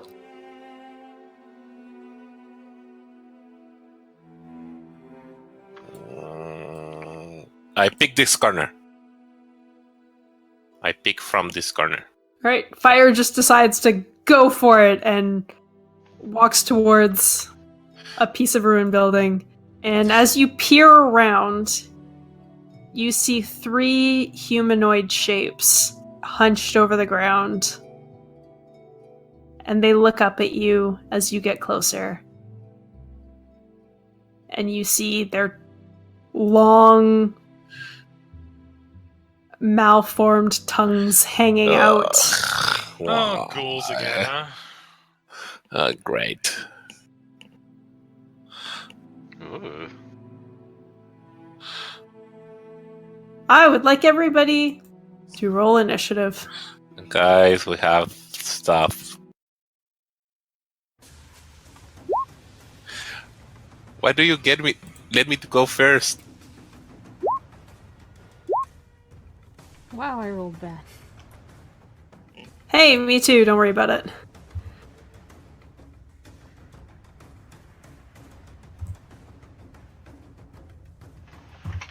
You are not on the list, Ama. What? You are not on the list. Dang it.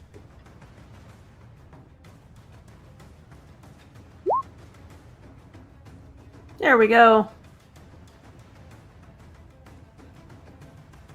I will edit it for you. Oh. Come on. Okay.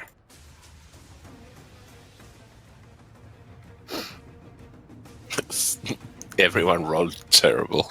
Mm-hmm. Camille, you're up first. I have 10, 15, 20, 30, and I will get ready to fight. All right. Will you hold an action?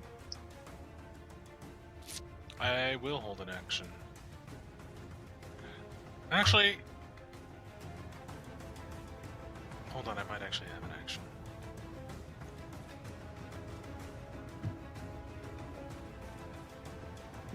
Yeah, fuck it.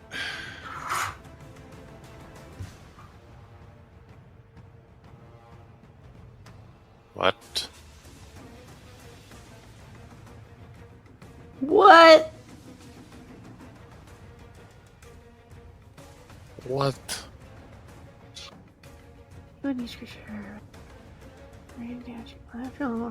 Okay. So Kamel basically, out of the rooms, you just see light pouring from everywhere. So you're shinier than usual. I hurt to look at. Shinier boy. Radioactive And I boy, also- apparently. Yeah. All right, Rizwan, you're up.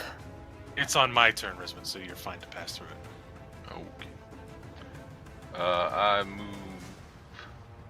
over here.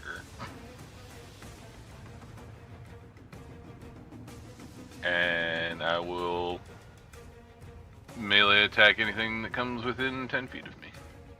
Okay. You're holding an Well, action? Anything hostile. How about that? Sure. Fire! I'll go. I'm a big boy. I'll go here. And use my bonus action to cast Flame Blade. Phoom.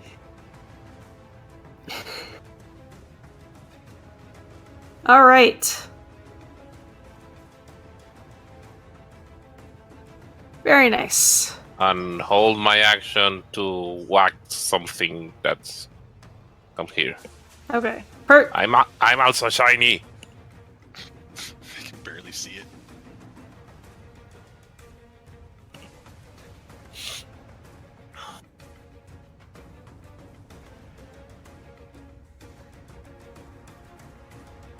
Hurt, what are you doing? Having my headset cut in and out on me, apparently. Oh no. Yeah, a little bit annoying. I will disappear.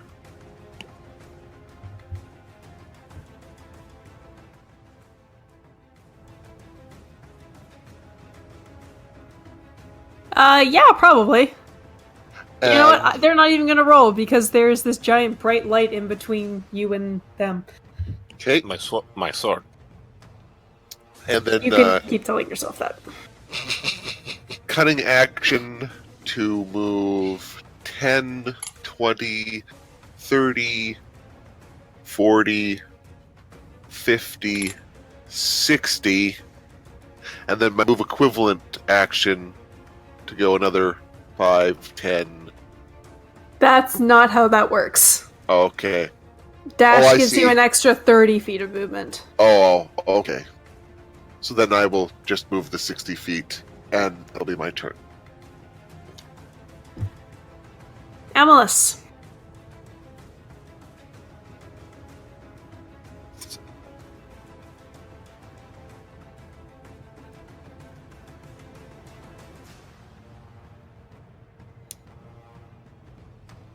All you can see is this radiant white light.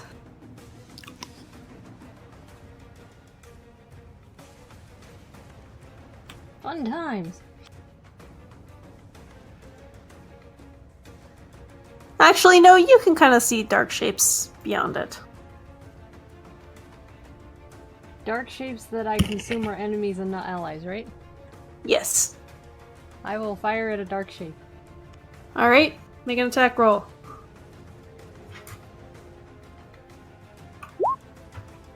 I miss! You miss. I feel like you were disoriented by the bright light. Also, Kitty will follow me. Okay. Zoe, make a perception check at disadvantage. Zoe does not hear anything. Zoe hears nothing. Nothing has really happened yet. I don't know, the sound of all the clanking or quick movements of Yeah. armored people might. Alright, so this ghoul is going to run into the light and I hit it. alright, give me a roll. That hits. Yay. Wow, you have a spell that actually hits people. Yay. Take that. Alright, there is now a searing line burnt into the back of this thing as it tries to bite at Kamal.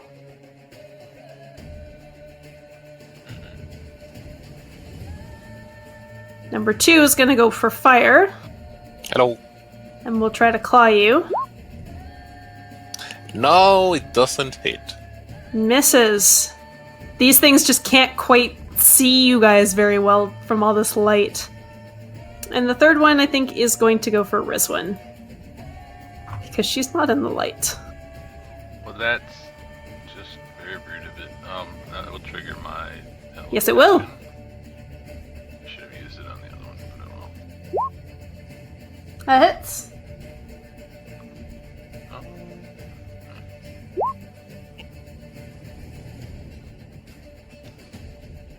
Alright, and and it will bite out at you. And it's just like gnawing on the blade of your glaive.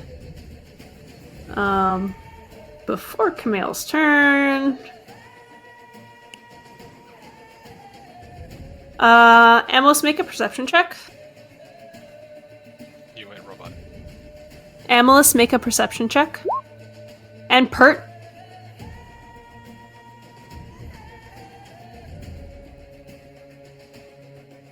Pert notices nothing, but Amalus, you hear a sound of running behind you. I turn around. And there's another one of these creatures. It looks maybe slightly larger and scarier. Uh-oh.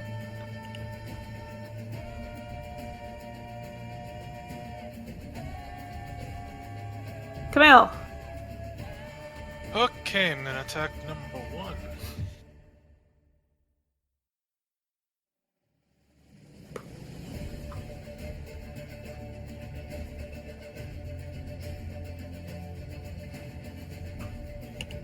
Assuming 19 Fun. hits. 19 hits. So it takes 5 physical damage and 3 radiant. And then, end of my turn, it takes another 2. Number 2 takes 2, and I take 1, and fire takes 2. The what? Why? Because you're standing next to me, and I'm glowing with the intensity and fire of a sun.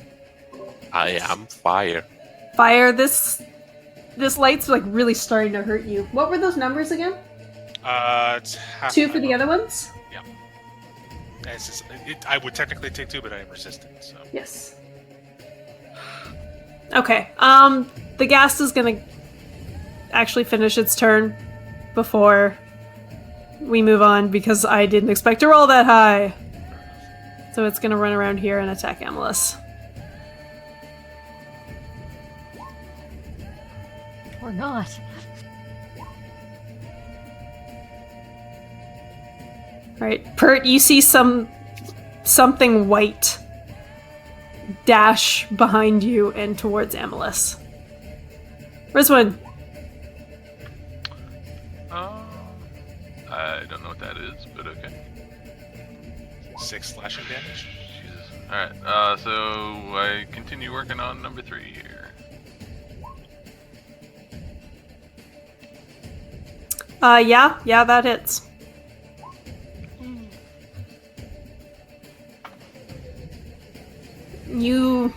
Well, it's not dead yet, but you can see like lines of this blackish ichor one might think of as blood starting to leak out of the wounds. I'm going to move. Oops, fuck. Here. That's my turn. Alright. Give me a sec. Fire! Man, this light hurts. Yeah, no bueno. I will hit this number 2. Okay. Oh, number 3 wouldn't have taken damage because it's not in the light. Nope. Whoops. That hits. You guys are doing so much better. I'm actually doing damage. Clearly, because you're fire, you need to fight with fire in order to do damage. Makes a lot of sense. He's also not using his spores. Pert. Alrighty. I'm just really quickly checking. Could I use a dagger in my offhand with no penalties? I haven't actually bothered to properly read this section. Not unless you have the two-handed feat, I don't think. No, you Okay. can use it without penalty. You just can't draw it. And you also only have one attack action. You can. Yeah. I think you can do. You can use it as a bonus action, but you don't add your proficiency or the Order stat mod. Or just armor. Yeah. It's just Yeah. the damage from the dagger. So Exactly what I was about to say, because I Anyways. was the wielder. I will move back because something snuck in behind us while I was trying to sneak in behind them, and that's just not right. And I will attempt to assist Amalus with their new friend. Alright, give me a roll. Friend's a strong word. You creep up behind it as quietly as you can, but it still seems to notice you and just barely duck out of the way of your rapier. There's more! That's my turn. Make a perception check. There's lots more.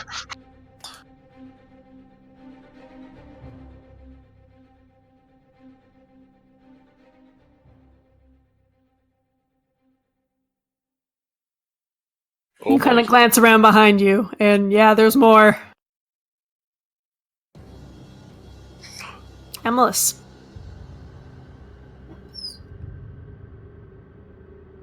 I'm gonna order my kitty to attack. Alright.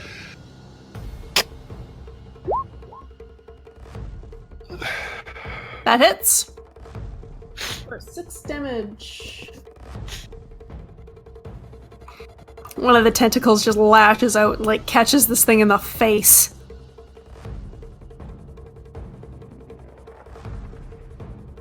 Zoe, you are roused from your sleep by a boot in your back. And as you wake up, you see a familiar woman standing over you with a crossbow. Says, "Get up." Hi, Grammy.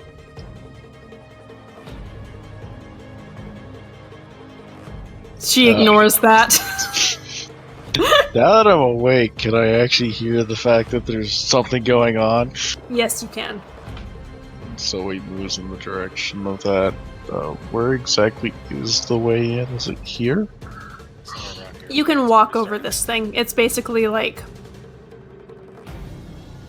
fallen stone. Do I have a movement? It takes half your movement to get up. Okay.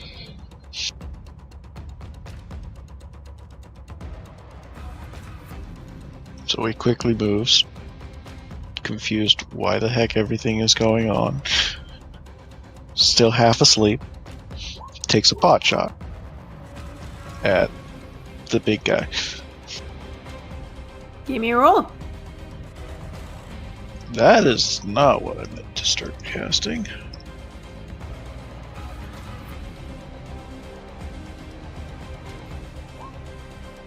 That hits. That should not have been a disadvantage either. It should not, but it still hits.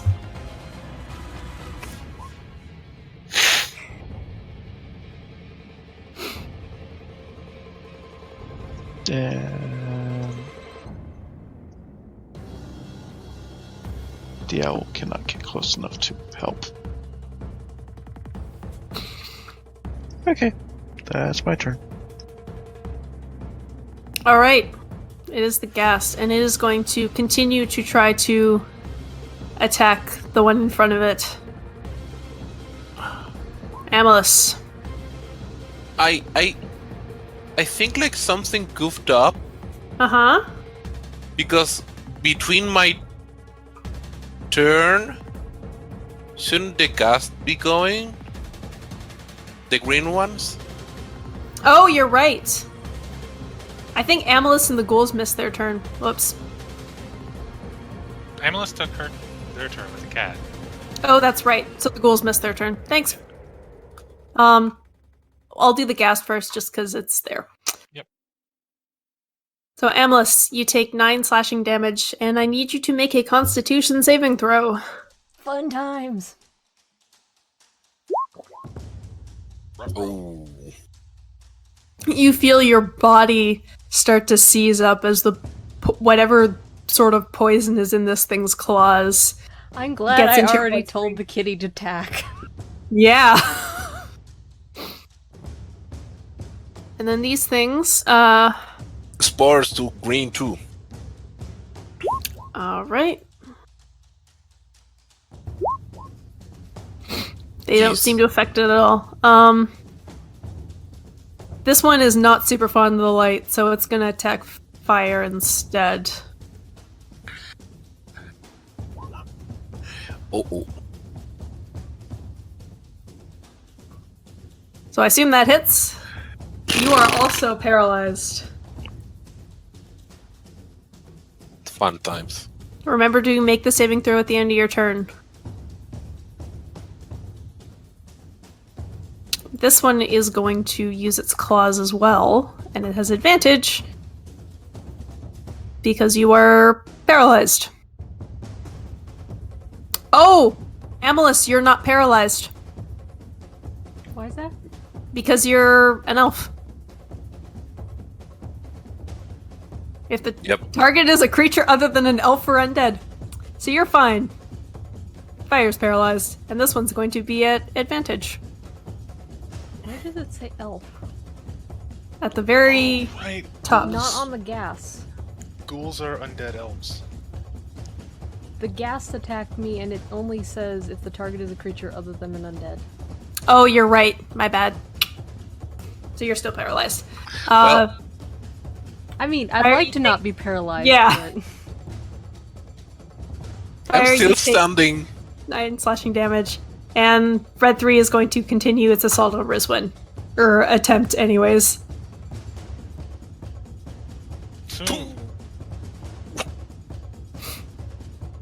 Ow. Mm-hmm. And these two are going to move up. And try to attack Pert. Rizwin, I think it goofed the numbers because it added the +2 modifier to both numbers. Quasta's right. -2 from that damage. Okay. Still out. Yep. Pert!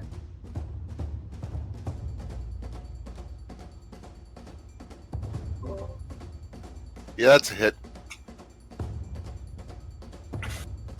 I go down. Do you? I had 3 HP. Oh. Right, you were poisoned. Yes. Alright. You look around behind you just in time to see these two humanoids running across the ground, and they both leap up and bite you, and you go down.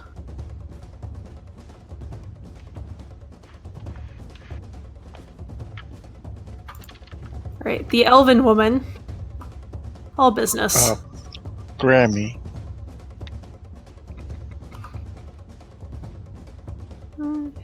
Rami? Pulls out her crossbow and is going to shoot at blue one.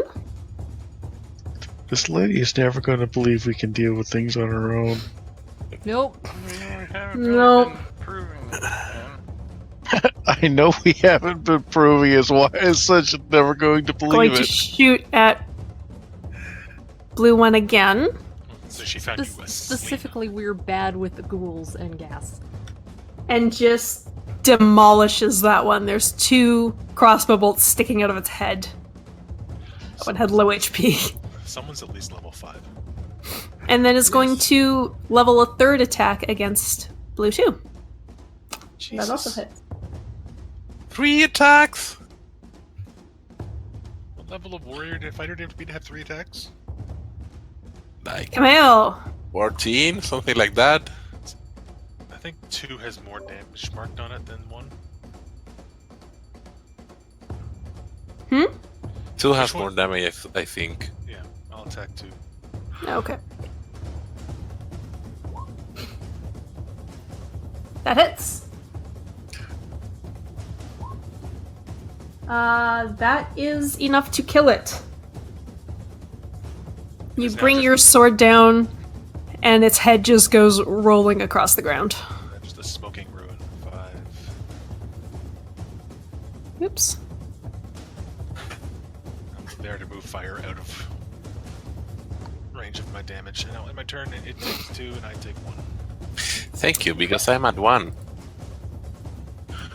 You see your holy fire just, like, sizzle its wounds, and it turns towards you, like, to try and smack at you, and just falls over and does not get up. Yeah. It had 2 HP. Rizwin. Okay. I'm going to move first. No, I'm not gonna move first. I'm gonna swing at this thing. Number 3 here. That hits. Oh. Exciting. It, like, leaps up towards you, and you bring your glaive, like, almost to try and block it, and it just cuts this thing in half. Excellent.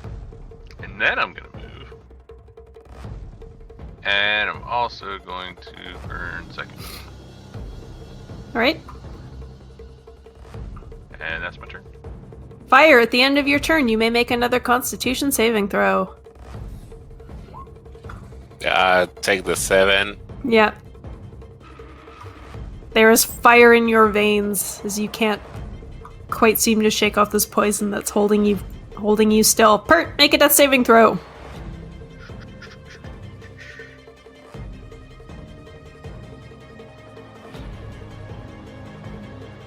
One failure. Amalus, at the end of your turn. Well, first the kitty attacks. Okay, first the kitty attacks. That just hits. Ooh.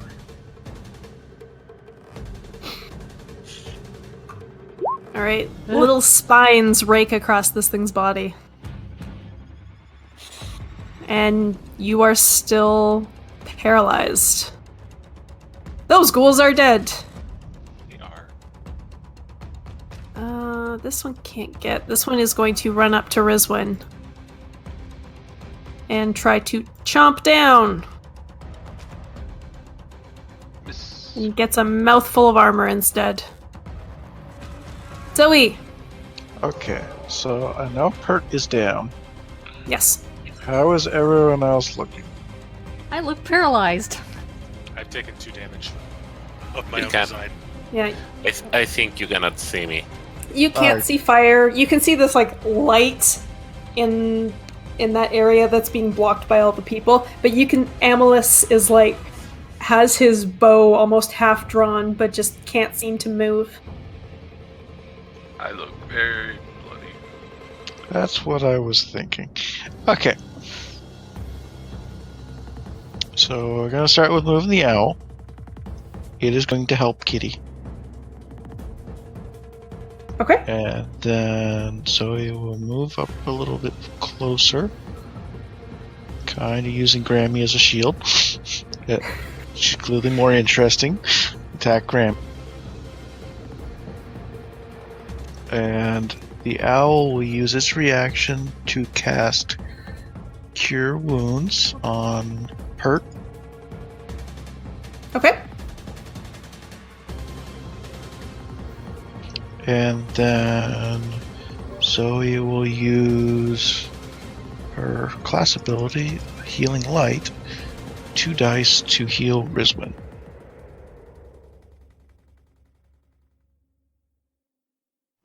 Zoe is the best healer.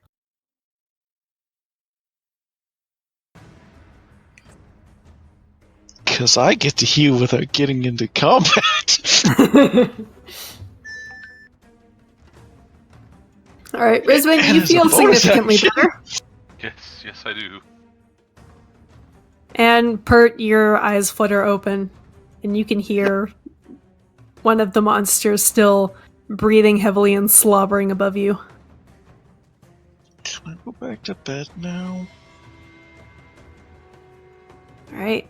This ghast is going to aim an attack at the cat, I think. At disadvantage. So, miss.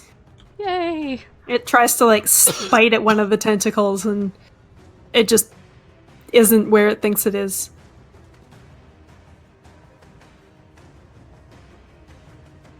However,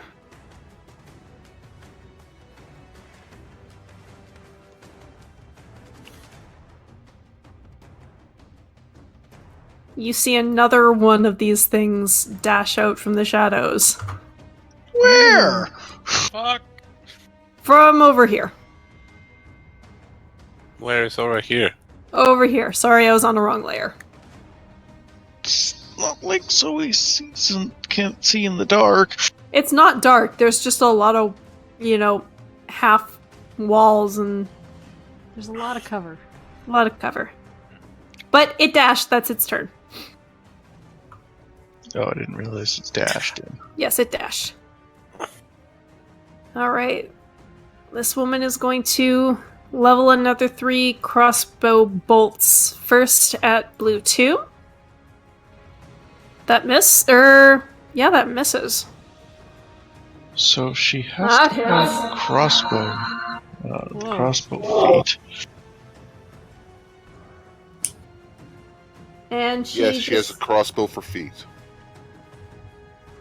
Oops, that was the wrong one. Bayonetta? She demolishes blue 2. Why And does that's it her do turn? it at disadvantage? Good question. There, that's better.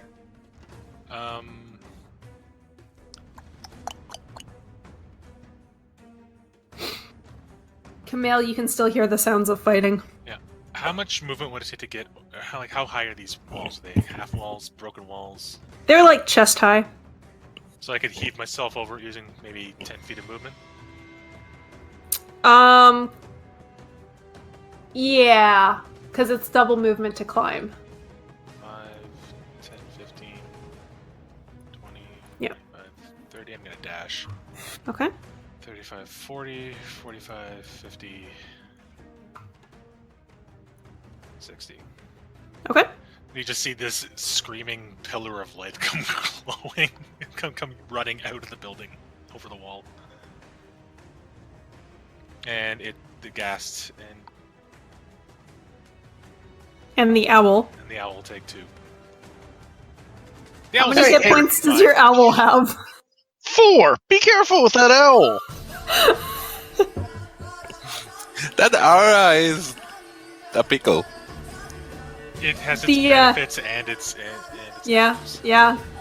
The tips of the owl's wings start to singe. The change of music make me feel like there is a boss coming out. 31, Rizwin. Okay. With both climbing over the wall and moving through Pert's space, would I be able to get here? Yeah. You'd be fine. That's 10, 15. Yeah. I mean, Pert hasn't gotten up yet, so it's just stepping over him. That's fair. Mhm. And I assume, I believe I'm correct in saying that ghoul is less damage marked on it than the other one? Or is That's it- correct. That's correct. I will attack that one. That hits. And this is going to be a goading attack. Alright. It's a DC 14 wisdom.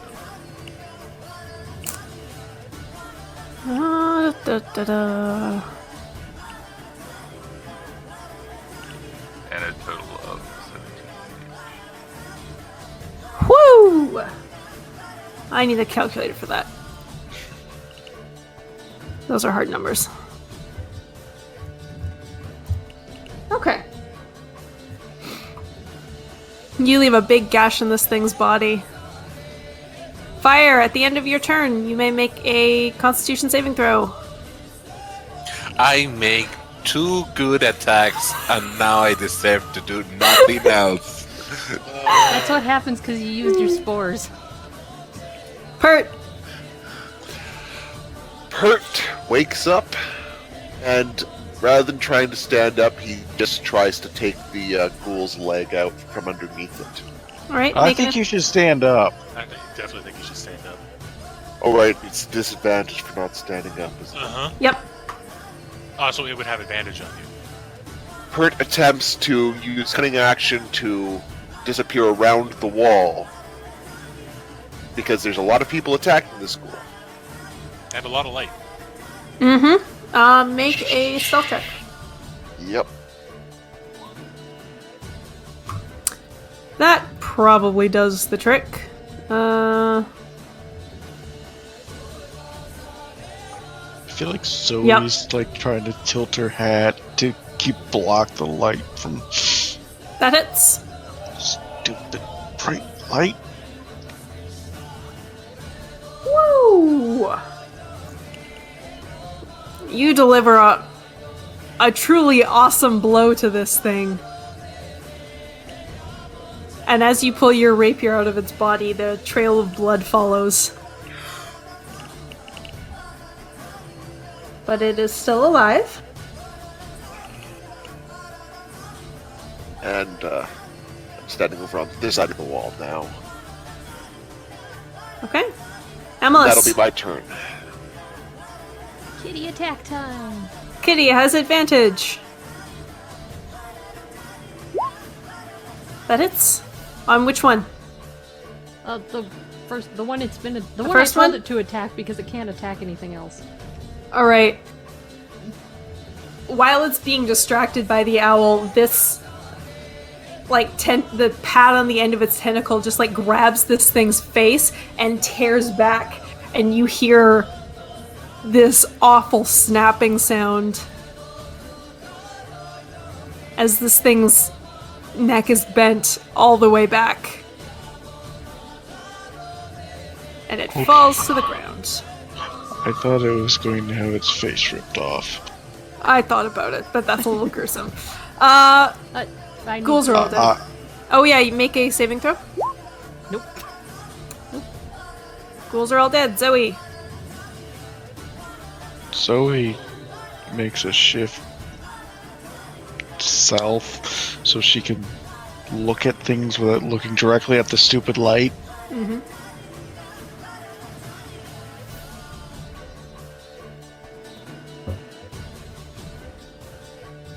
Cam, move away! You're hurting my owl! Eldritch Blast it. Alright, give me a roll. That misses. That light is just a little too bright for you. I feel like the blast kind of goes towards the light, Yeah. barely misses. You know how your eye just gets tracked? Yeah. Why even disadvantage? No, I'm not. It's still the 10 that would have hit though. Or the would have rolled. There's one gas left, and I always forget to do this. LOL.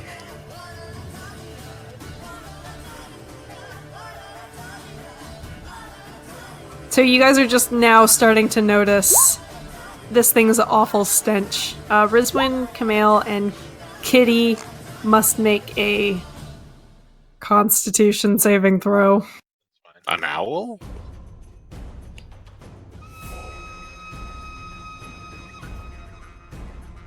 This is probably the death of Owl. You really should have moved your owl. It doesn't take any damage. It's just poison, so it has disadvantage on its attacks on its next round. Oh, well. I don't know why that Kitty was. will Yeah, get it disadvantage. doesn't really matter for the owl. But I do need one for Melis. I don't know why it did that, but oh well.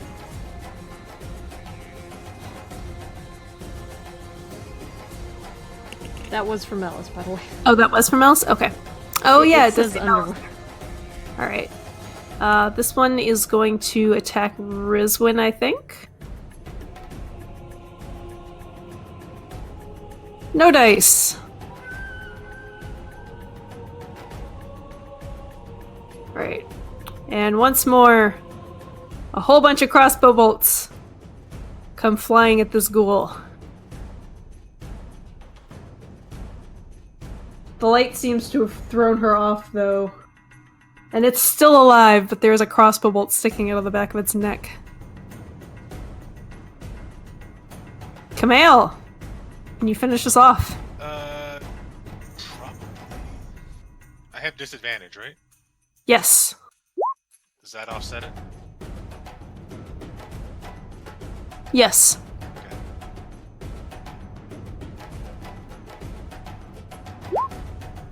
That hits. And That's enough. just because.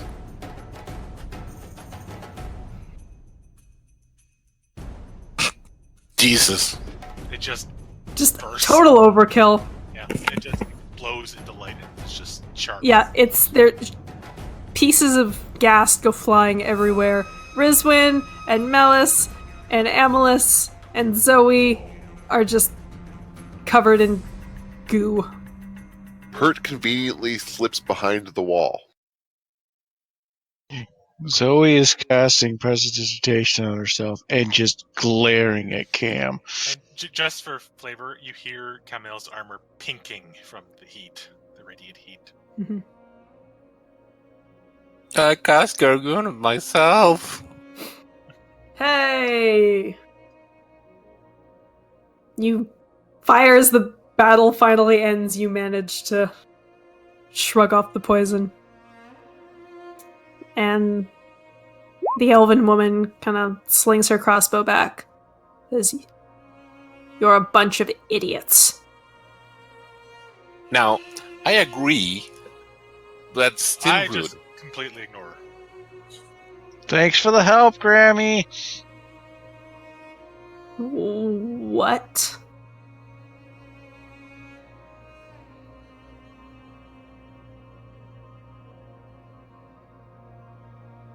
Zoe tilts her head, as in, what?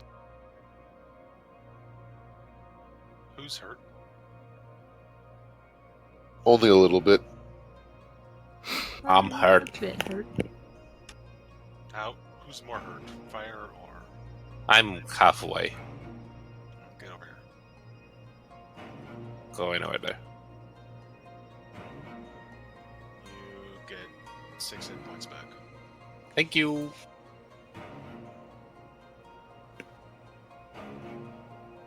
How's everybody else doing? I'm down 5. I'm down 9. I'm down 2, so whatever. Where's one?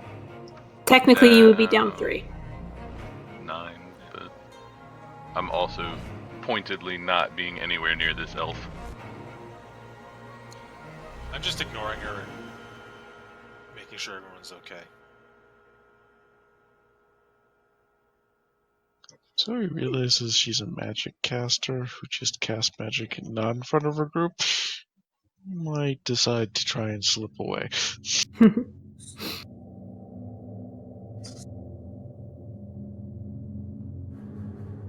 As you all just kind of ignore this lady, you can see like just her eye kind of twitches a bit, like she's not used to being ignored.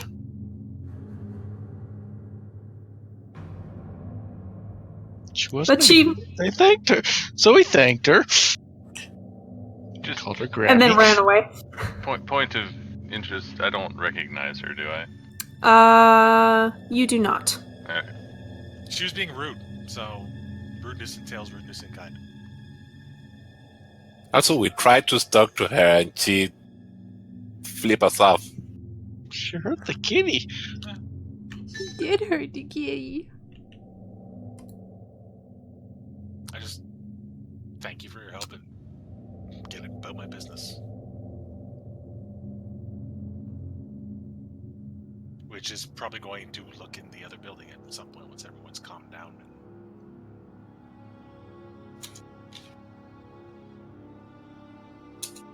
Alright, she just kind of watches you guys get yourselves in order.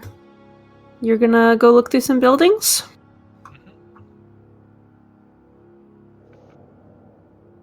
Kind of give this area the same treatment that we gave the other area. Sure. Make a perception check.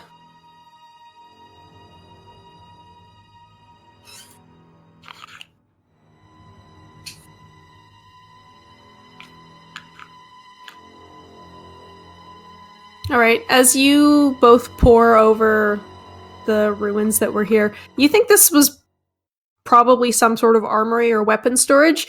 You find like old bows and arrows and a whole bunch of swords and shields, spears. Crap, all crap. Yeah, it's all very old. And it's, it would have been fine if it wasn't aged 350 years. Iron doesn't do well after 3 centuries out in the open. No. So who wants to take a nap? Is there nothing out of the ordinary in here?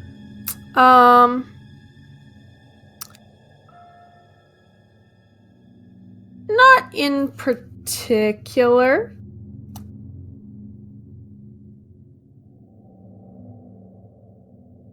You guys kind of sift through this area and move on up a little bit, and you find a small forge against one wall, and a bunch of metalworking tools. Some are still on the wall, but most of them are laying on the ground. And some horseshoes, some stock metal that you think would probably become a sword at some point. Wow, that's a very creative and self-fulfilling metal.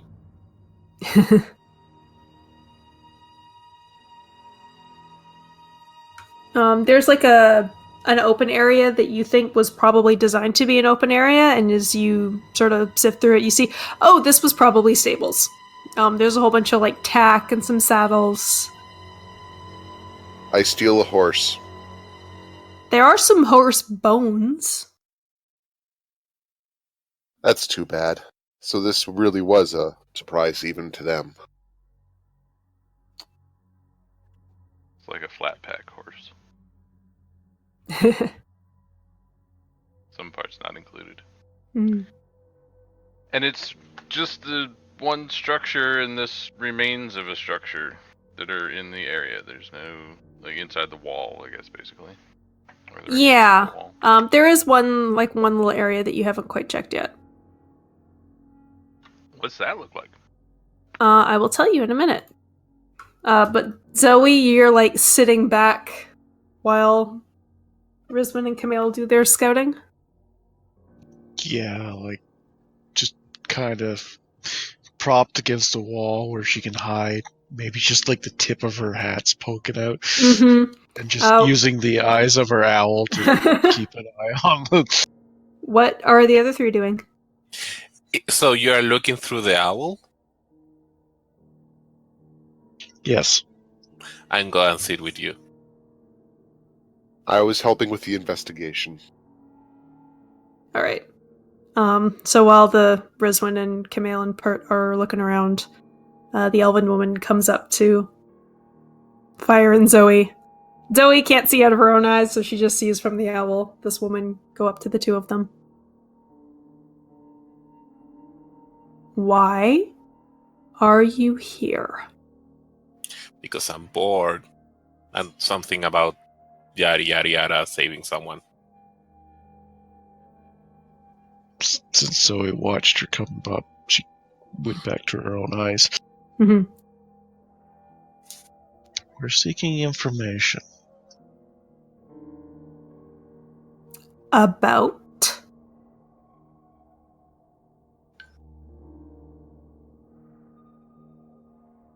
I don't The know. first temple.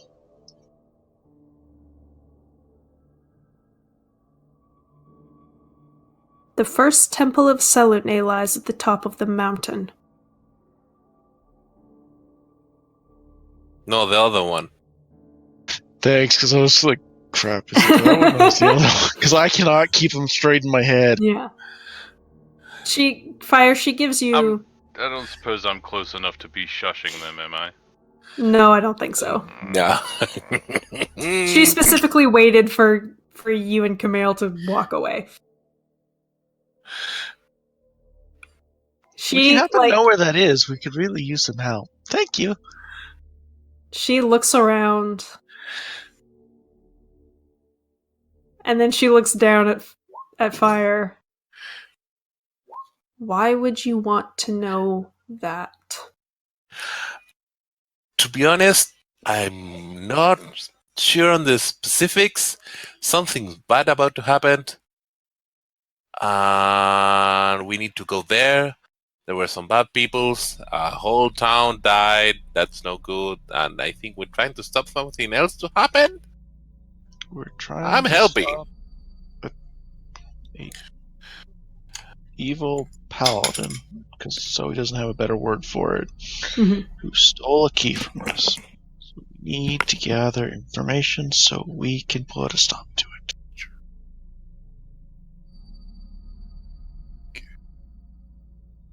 She gets like a kind of a far off look in her eyes and then just walks away.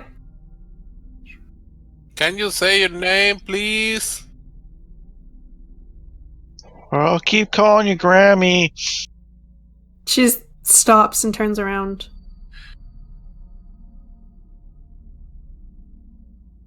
And she you see her open her mouth and go to say something and then stop.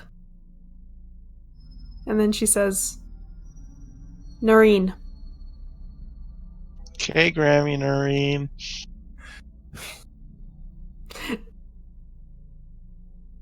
She gives you a don't fucking push your luck look. Yeah, like so it would push her luck. And then So- walks away. Can I say something before she walks away? Sure. Like, I know. No, redress there. I would say. So why are you here?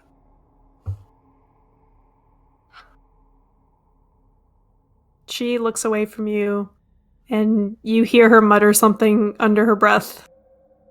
Make a perception check. You hear her say, good fucking question. And then walks away. Yeah, I thought about it. That's why I asked. Okay. She leaves.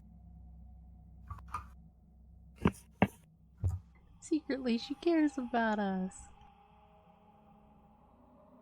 How tall do you think she is? Little under 6 feet. Hmm.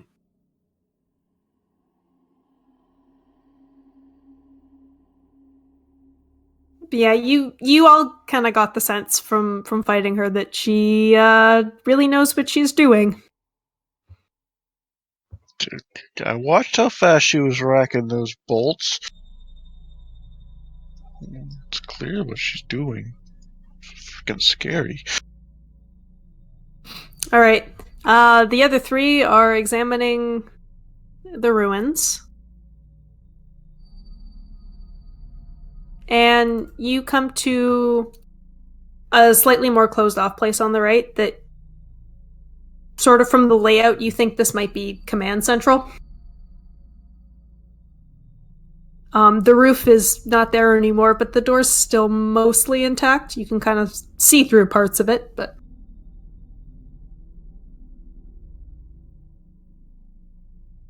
make a perception check.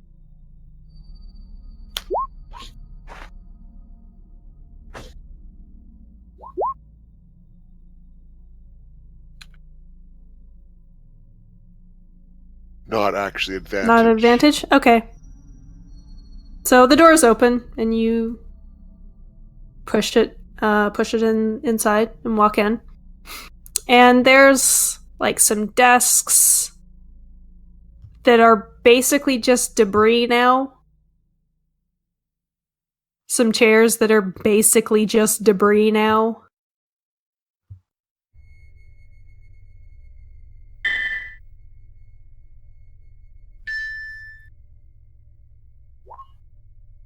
Desk brie, yeah, basically.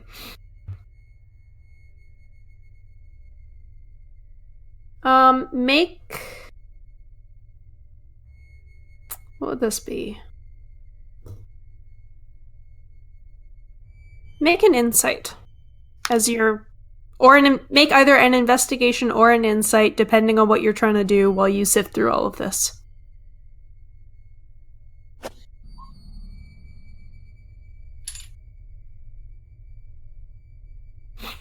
Alright. Pert, you find nothing. Except for evidence of the remains of a fire. Me? They tried to burn something. Camille, just sort of like looking around at the damage that was here, it looks like somebody sacked this place. Like somebody went and smashed the tables and the chairs and set things on fire deliberately.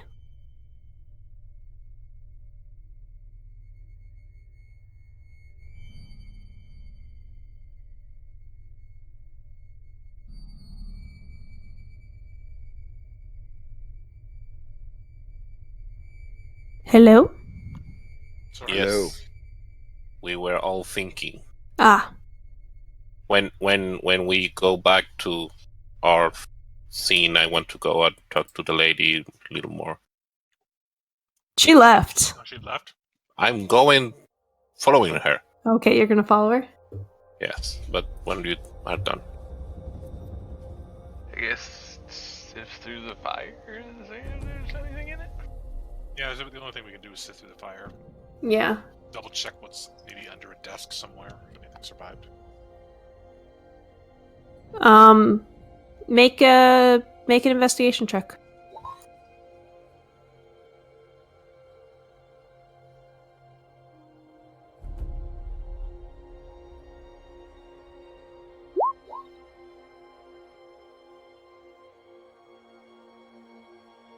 So you guys spend some time sifting through this.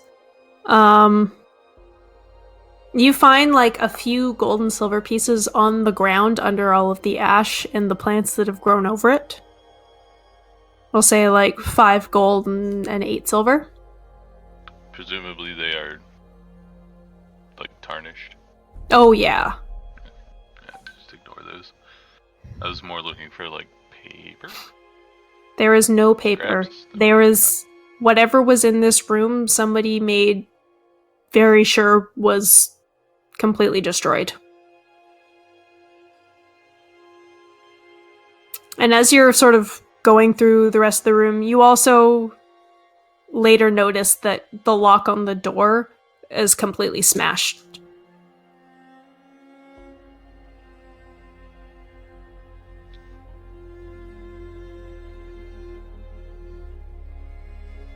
And as you all get frustrated and leave and go back through the ruins, you start to see more evidence of somebody or somebody's went through this place and trashed it.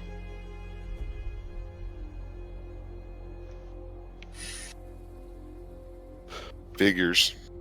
Can we tell if the trashing happened 350 years ago or if it was recently? It was a long, long time ago.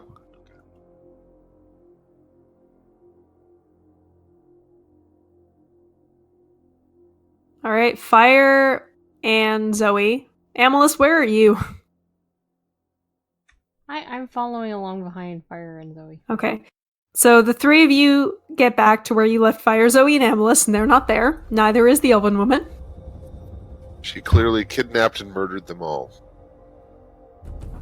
Time for revenge. Oops.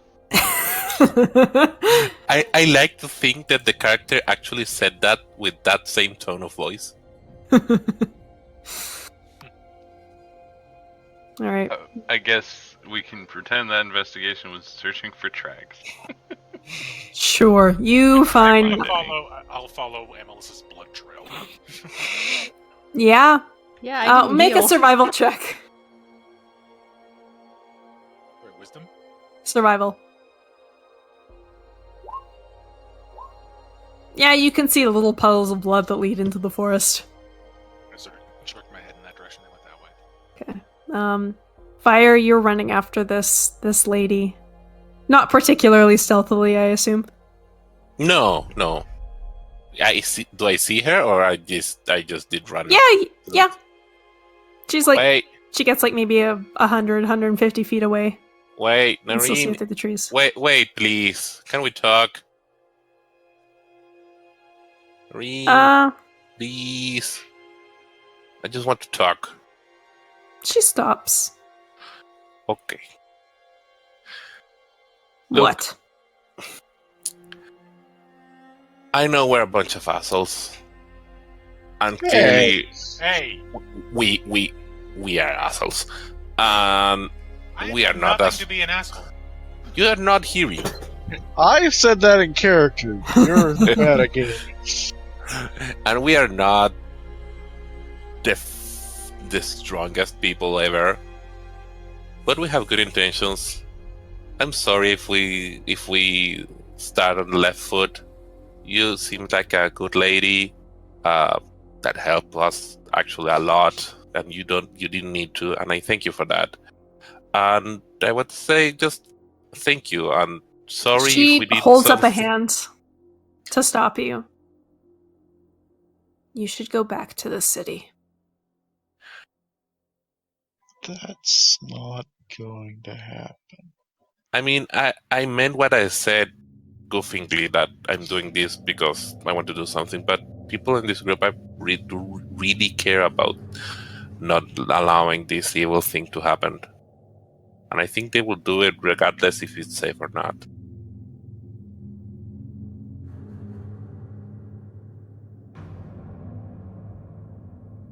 That's the first She has this kind intelligent of... thing Fire has said. and you're not even there to hear it.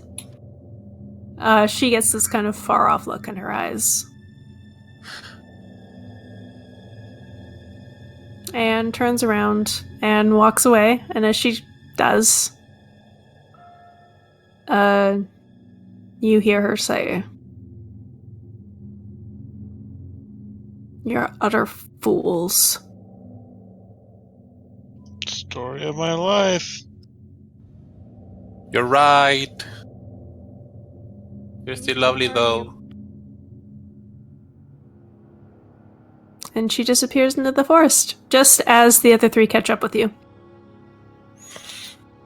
Well, farts.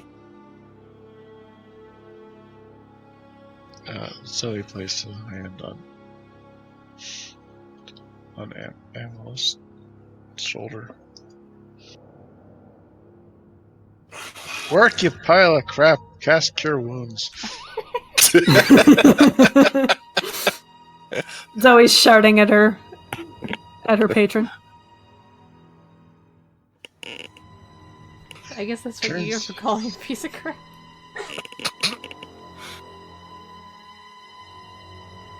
I'll have 7 health.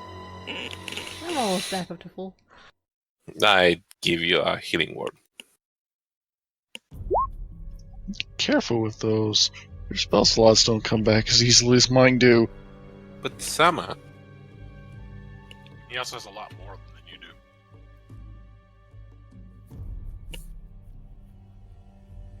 I am back up to full.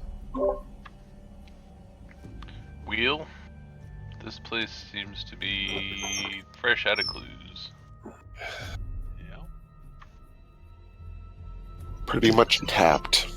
So he lifts up the lamp. Did you want to try again? I roll my eyes at her. Why didn't you say something sooner? Because you didn't. Why did you think of it sooner? Because you were asleep. so raise your hand who wants to just rest and sleep and tomorrow go to the other place. We're gonna check around the lamp first. Specifically, maybe around the altar or the commander's quarters, things like that. Fair enough. Scream if you find something. I will try to make some shroom soup. Okay, who's investigating with the lamp? I'll go Zoe's with them. not gonna let it out of her hands. Zoe will help people have a look. And possibly give them guidance. Ooh. Who's taking charge of the lamp? I will lead. Alright, Pert, make an investigation check with guidance. Okay. And advantage. And advantage. At some point during this searching, I have a conversation with Camille. Okay. About. So you Your two butt. kind of hang back as the other three go searching through the left building. I say, the way I see it, we have 2 other places we could search. It seems to be that the first temple of Selene may also hold information. That's true. We know that what we're looking for is somewhere beneath it. What if it's right beneath it? Could be. That was it. Is the cleric of Selene, are they at the first temple or are they at a more populous temple? Make a religion check. You want us to both make one so we're putting our heads together, or? Sure. Somebody make a religion check with advantage. Or do that. There, together we have advantage. It's, from what you know, it kind of varies between deities. From what you've heard about Shar, if there's anybody who resides there, there probably wouldn't be very many people, and they might be... You mean Selene? Oh, I thought you were asking about Shar. You're asking about the temple of Selene. Selene. Exactly. Going there for information as well. Yes. There is nobody that, like, lives up there or works up there. It's basically just a pilgrimage point. It's a big statue and a holy place. But it's meant to be a place that you go once in a while. Like, it's a hard trek to get up there.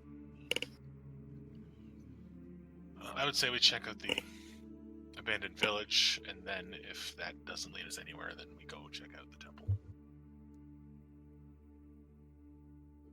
Sounds like a plan. Alright, 21 investigation. You wave the lamp around, you get to the altar, and there are a bunch of runes written at the base of the statue. But they seem to be more just like religious significance. They look very similar to the ones that were on the altar in the temple from last week. Crap. I take an etching of them anyways. All right. You don't find anything in the nice quarters or in the officers' quarters.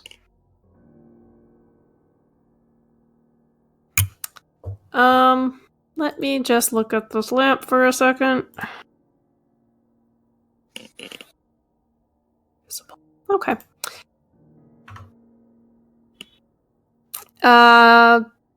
Quick question. Mm-hmm. Pert, do you keep the statue? The little figurine?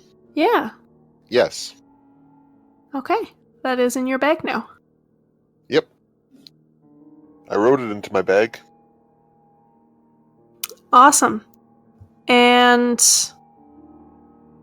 while those three are doing that, Amalus, you take some time to look at the map.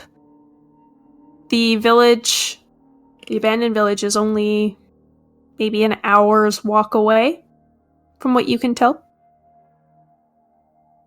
A little farther east. And as you wait for your companions to be done, and they finish without finding anything of interest, you take a short rest. Zoe regains her spells. Eating soup. Hey, quick question. Mm-hmm. Does the lamp interfere with Melis at all? No, because it's not an invisibility effect. I think. That's an interesting question. Before doing the actual rest, so I get it back, I cast Detect Magic with Fear of Magic. Uh-huh. And want to see the daggers if they glow or something. Which daggers? The ones that were with the statue. They do not. They just look nice and are ceremonial. Does I the just put my dagger? finger Does on the my da- glasses. What? There's a big fingerprint on my glasses now. Great. Okay, there we go. Does the statue glows on Bert's back? It does not. Okay. Something else that should not glow that's glowing?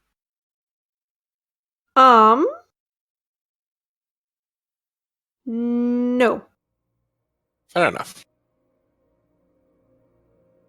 Nothing you haven't seen before, anyways. So basically just half of our party. Yeah.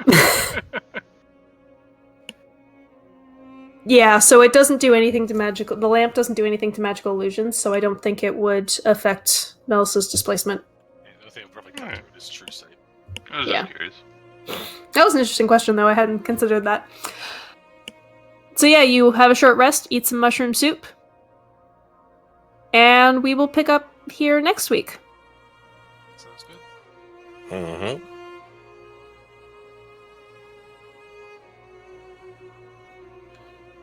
What time of the lady day? is crusty.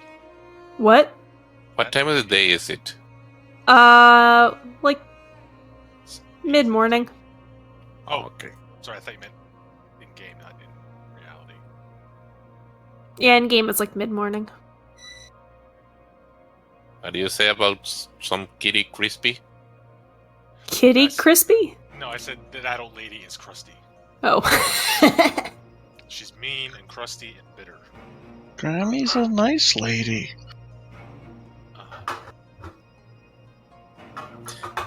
Did we level up? No. Dang it! Didn't do anything useful this game. I hit like twice. And if our leveling was based off when you hit, we'd still be level 1. That's fairly accurate. That's harsh and fair. Yeah, that's harsh. True, but harsh. At least it's not based off perception rolls. I might have I- lost a level if it was. I'll be very surprised if we level up by the end of this chapter. I think that'll be our level up point at the end of the chapter. Shh. Don't give Jamie ideas. No, I don't care about levels whatsoever. I do.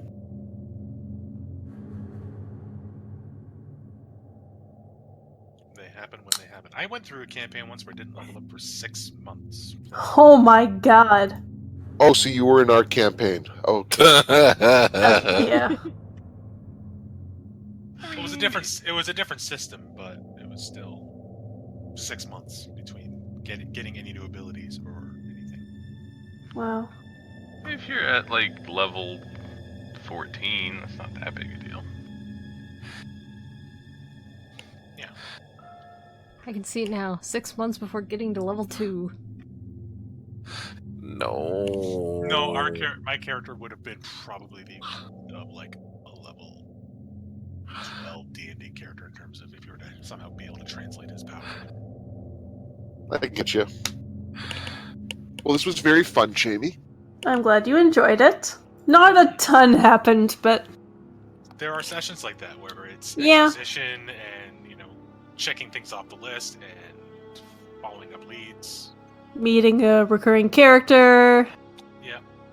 Finding Taking a cursed nap for most artifacts. of it. Thoroughly pissing off the recurring character.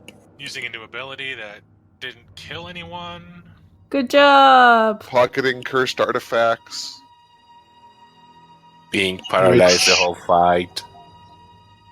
I feel like we need to put that under the lamp.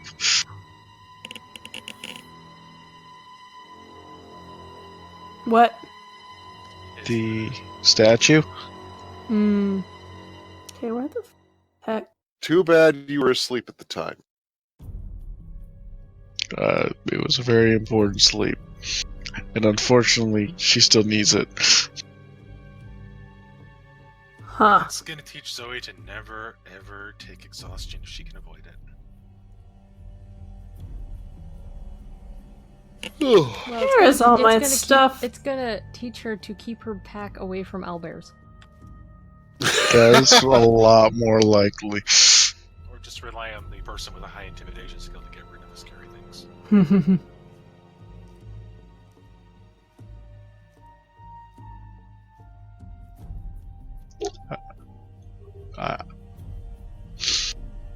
What is your intimidation skill? 6. Yeah, I just realized you probably took it as a feat, and you have a bloody 18. I have 2 18s. Soon to be a 20 when we hit level 4. Oof. I want an 18. Of course, that's going straight to strength, like it should.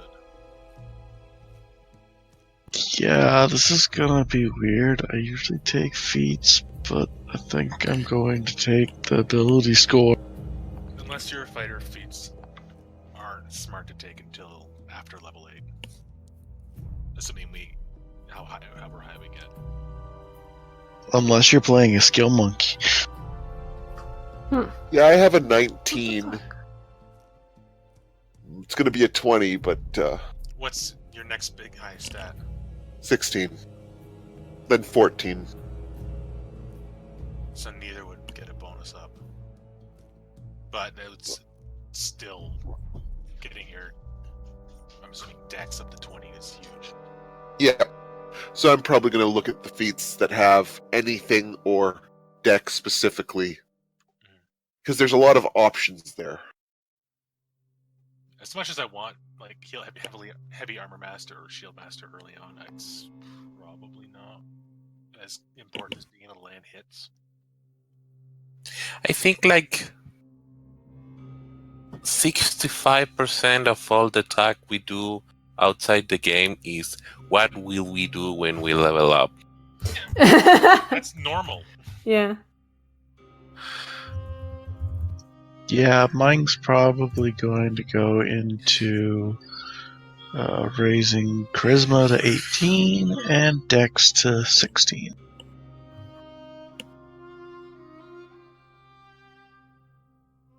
Because I don't think strength, intelligence, or wisdom really needs to be moved up.